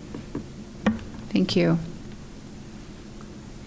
That's all the cards I have. And we'll move on to board reports. Mr. Abate? I have no additional report. Ms. Jornby? Briefly, just the legislative session has ended, so we are evaluating a couple bills, one particular regarding publishing legal notices on publicly accessible websites, as well as the Local Business Protection Act, which would provide recovery of loss of business damages if there was a county ordinance that impacted a business. So we are in the process of evaluating them. If there are any changes, we'll bring them to the board later. All right. Thank you. Commissioner Pritchett? Yes, I want to ask Ms. Jordan-B if I need to advertise so that Commissioner Tobias and Lober can attend church on Sunday. No need to, as long as there's no public comment or public discussion about business. That's so cute. Commissioner Lober? Wrong button. I wasn't going to comment, but I do want to add one thing based on what Abby just mentioned as far as the item where we could be on the hook for business damages based on that one bill that's floating through. I think people may miss at first blush how serious that really is in terms of its potential impact to this county and the potential negative impact that it may have to the county. In particular, if you think about all the efforts that have been undertaken over the past X number of years to get folks off of septic tanks and get them on sewers, the bottom line is you could have septic tank companies suing you because you've reduced their revenue such that they no longer are able to make 85% of what they were previously making prior to any ordinance that would mandate folks to connect to sewer. So I think it's something that, it may sound a little more innocuous than it is, but it has the potential to hurt a lot of folks in this county and to derail the plans that we have to try to fix up the water quality in the lagoon. Thank you. Commissioner Tobias? Thank you, Madam Chair. A couple things. I wanted to see where other folks up here were on this, but I'd like to request that the County Attorney's Office, in conjunction with the County Manager's Office, to come together to add and to clarify language for cumulative public record requests. I think that would make things a lot clearer, not only for the folks that are requesting information, but also those that are receiving it. So that is something. And second, there's a dirty rumor about staff, so I think we need to come out and just talk about it. It's Jim's birthday, and he is the coolest adult Boy Scout out there. So cool. He has a wonderful Saturn. And here's a guy that's showing up. I mean, most people would take off on their birthday, and here's a guy that is trying to blend in by. So thank you so much for all you do for us, and wish you a happy birthday. But you're not going to sing to him? No, he's been punished enough. God forbid. So you punish us all. Commissioner Smith? Thank you, Madam Chair. I have a couple of things. I hope I don't bore you guys. Seagrass is a big issue, and as your representative on the Indian River Lagoon Council, I'd like to address that from my perspective, nobody else's perspective at all. But I think the elephant in the room for seagrass is the sea cow, which is called the manatee. Nobody is addressing the fact that we have too many manatees eating such a small amount of seagrass. You know, when FWC, both nationally and in the state, protected the bears, they came up with a study. How much habitat is needed to keep the bears healthy? And when the bear population exceeds that, what happens? They have a hunt. They call the herd. They decrease the population. Same thing with deers. You know and I know that would be very difficult with manatees because everybody loves the manatees. If you killed a manatee, my God, the world would come to an end. But I think something has to be considered along those lines. What I think we're seeing is accumulation of a lot of different effects, but I think that manatees, unlike a cow, for example, a cow eats grass, but a cow munches the grass, leaves the root. So when the cow walks away, the grass has a chance to grow again. Seagrass, that doesn't happen. They pull the grass out by the roots. And so if you have a population of 1,000 manatees and the environment will only support 500, it makes sense that they're going to eat themselves out of house and home. So I just wanted to bring that up. That's my perspective, and I think that this has been discussed, but not publicly. I think both state and federal FWC, as I understand it, are concerned with this, but they don't want to mention it in public. And for good reason, because again, nobody wants to see the poor little manatees go away because they're sweet and we all love them. But the reality is what the reality is. So moving on to CFX, I'm also your board representative for CFX, and I just wanted to highlight a couple of things from our last meeting. We are moving to eliminate toll takers because for safety reasons, one, we save a lot of money without toll takers. It's happening anyway. I think that, and I will come to that, but a cashless toll system saves CFX a lot of money. And one of the ironic things is that when we go cashless, we don't need Brinks trucks. And that would save us about $1 million a year because change is heavy. So we need Brinks trucks, and if we go cashless, then we don't need them. But in reality, about 80% of our tolls are cashless already. Only about 20% of the people actually pay cash. And a good percentage of that is toll by plate, which is interesting because toll by plate costs more money to the individual. I think it's like $2 or $2.50 added to their toll. But amazingly enough, we've done surveys of these people that continually pay by plate. And they do so not because they can't pay with a credit card each month. They don't want to. They consider that an invasion of their privacy. So it's an interesting dynamic that I just thought you guys might find interesting too. The other problem we have with toll taking is that many of the coin machines that we have are extinct. They don't make parts for them anymore. So that's another thing driving us to toll-less. And I've mentioned it before, our UniPass that CFX has works in 18 different states up and down the East Coast and a few west of the East Coast, and that is the industry trend.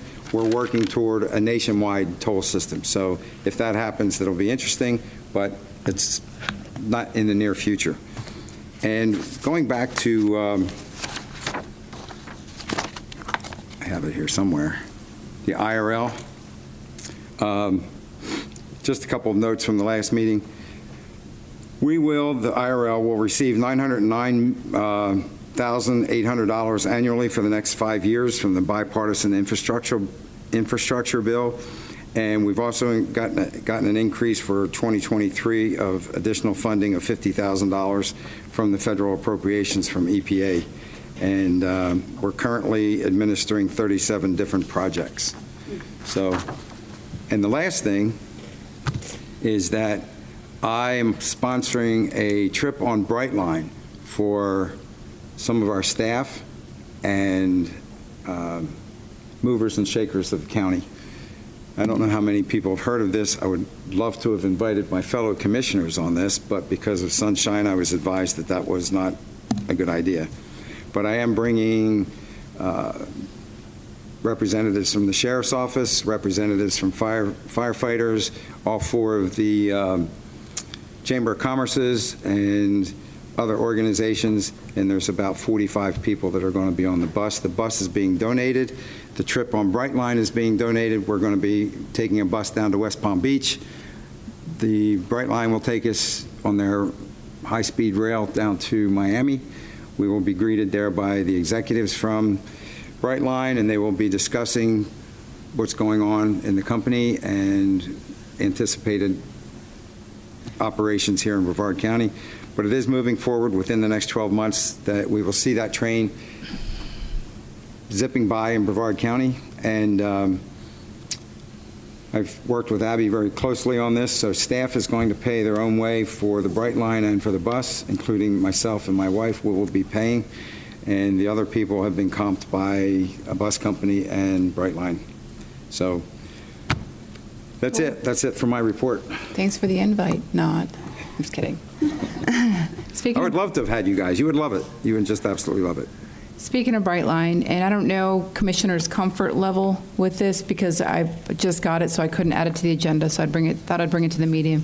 The Florida Department of Transportation and Brightline are applying for a grant through the Raise Discretionary Grant, and they're looking for a rail safety project that will involve all counties and will help, with dynamic envelope striping, which will help at our intersections, and additional signage.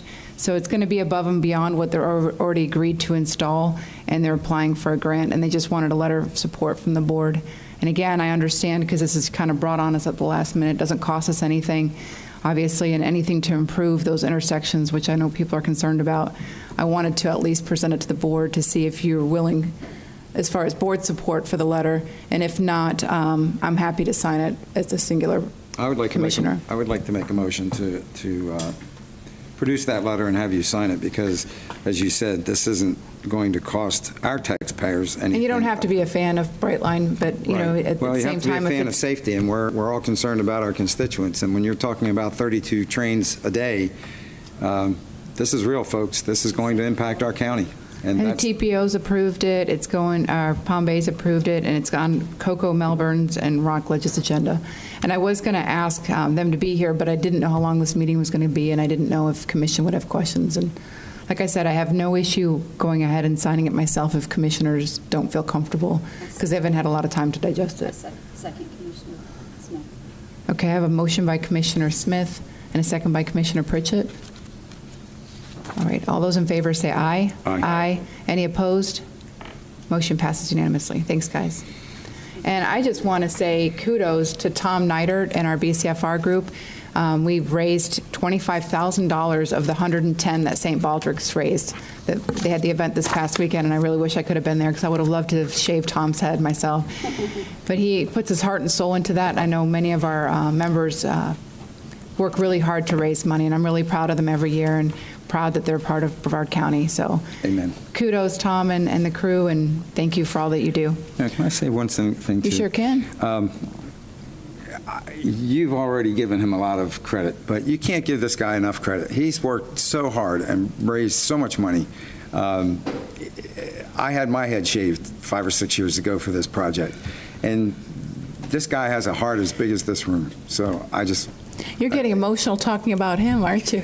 It's easy to, because I can feel my own eyes well up. If you only knew the things this guy does outside, and we're talking about Tom Neidert, so sorry, Tom, to embarrass you, but the things he does outside of this county, outside of his role in Brevard County, just to help other people, even out of country, and I just think he's pretty awesome, and I'm glad to call him my friend. All right, sorry, Tom.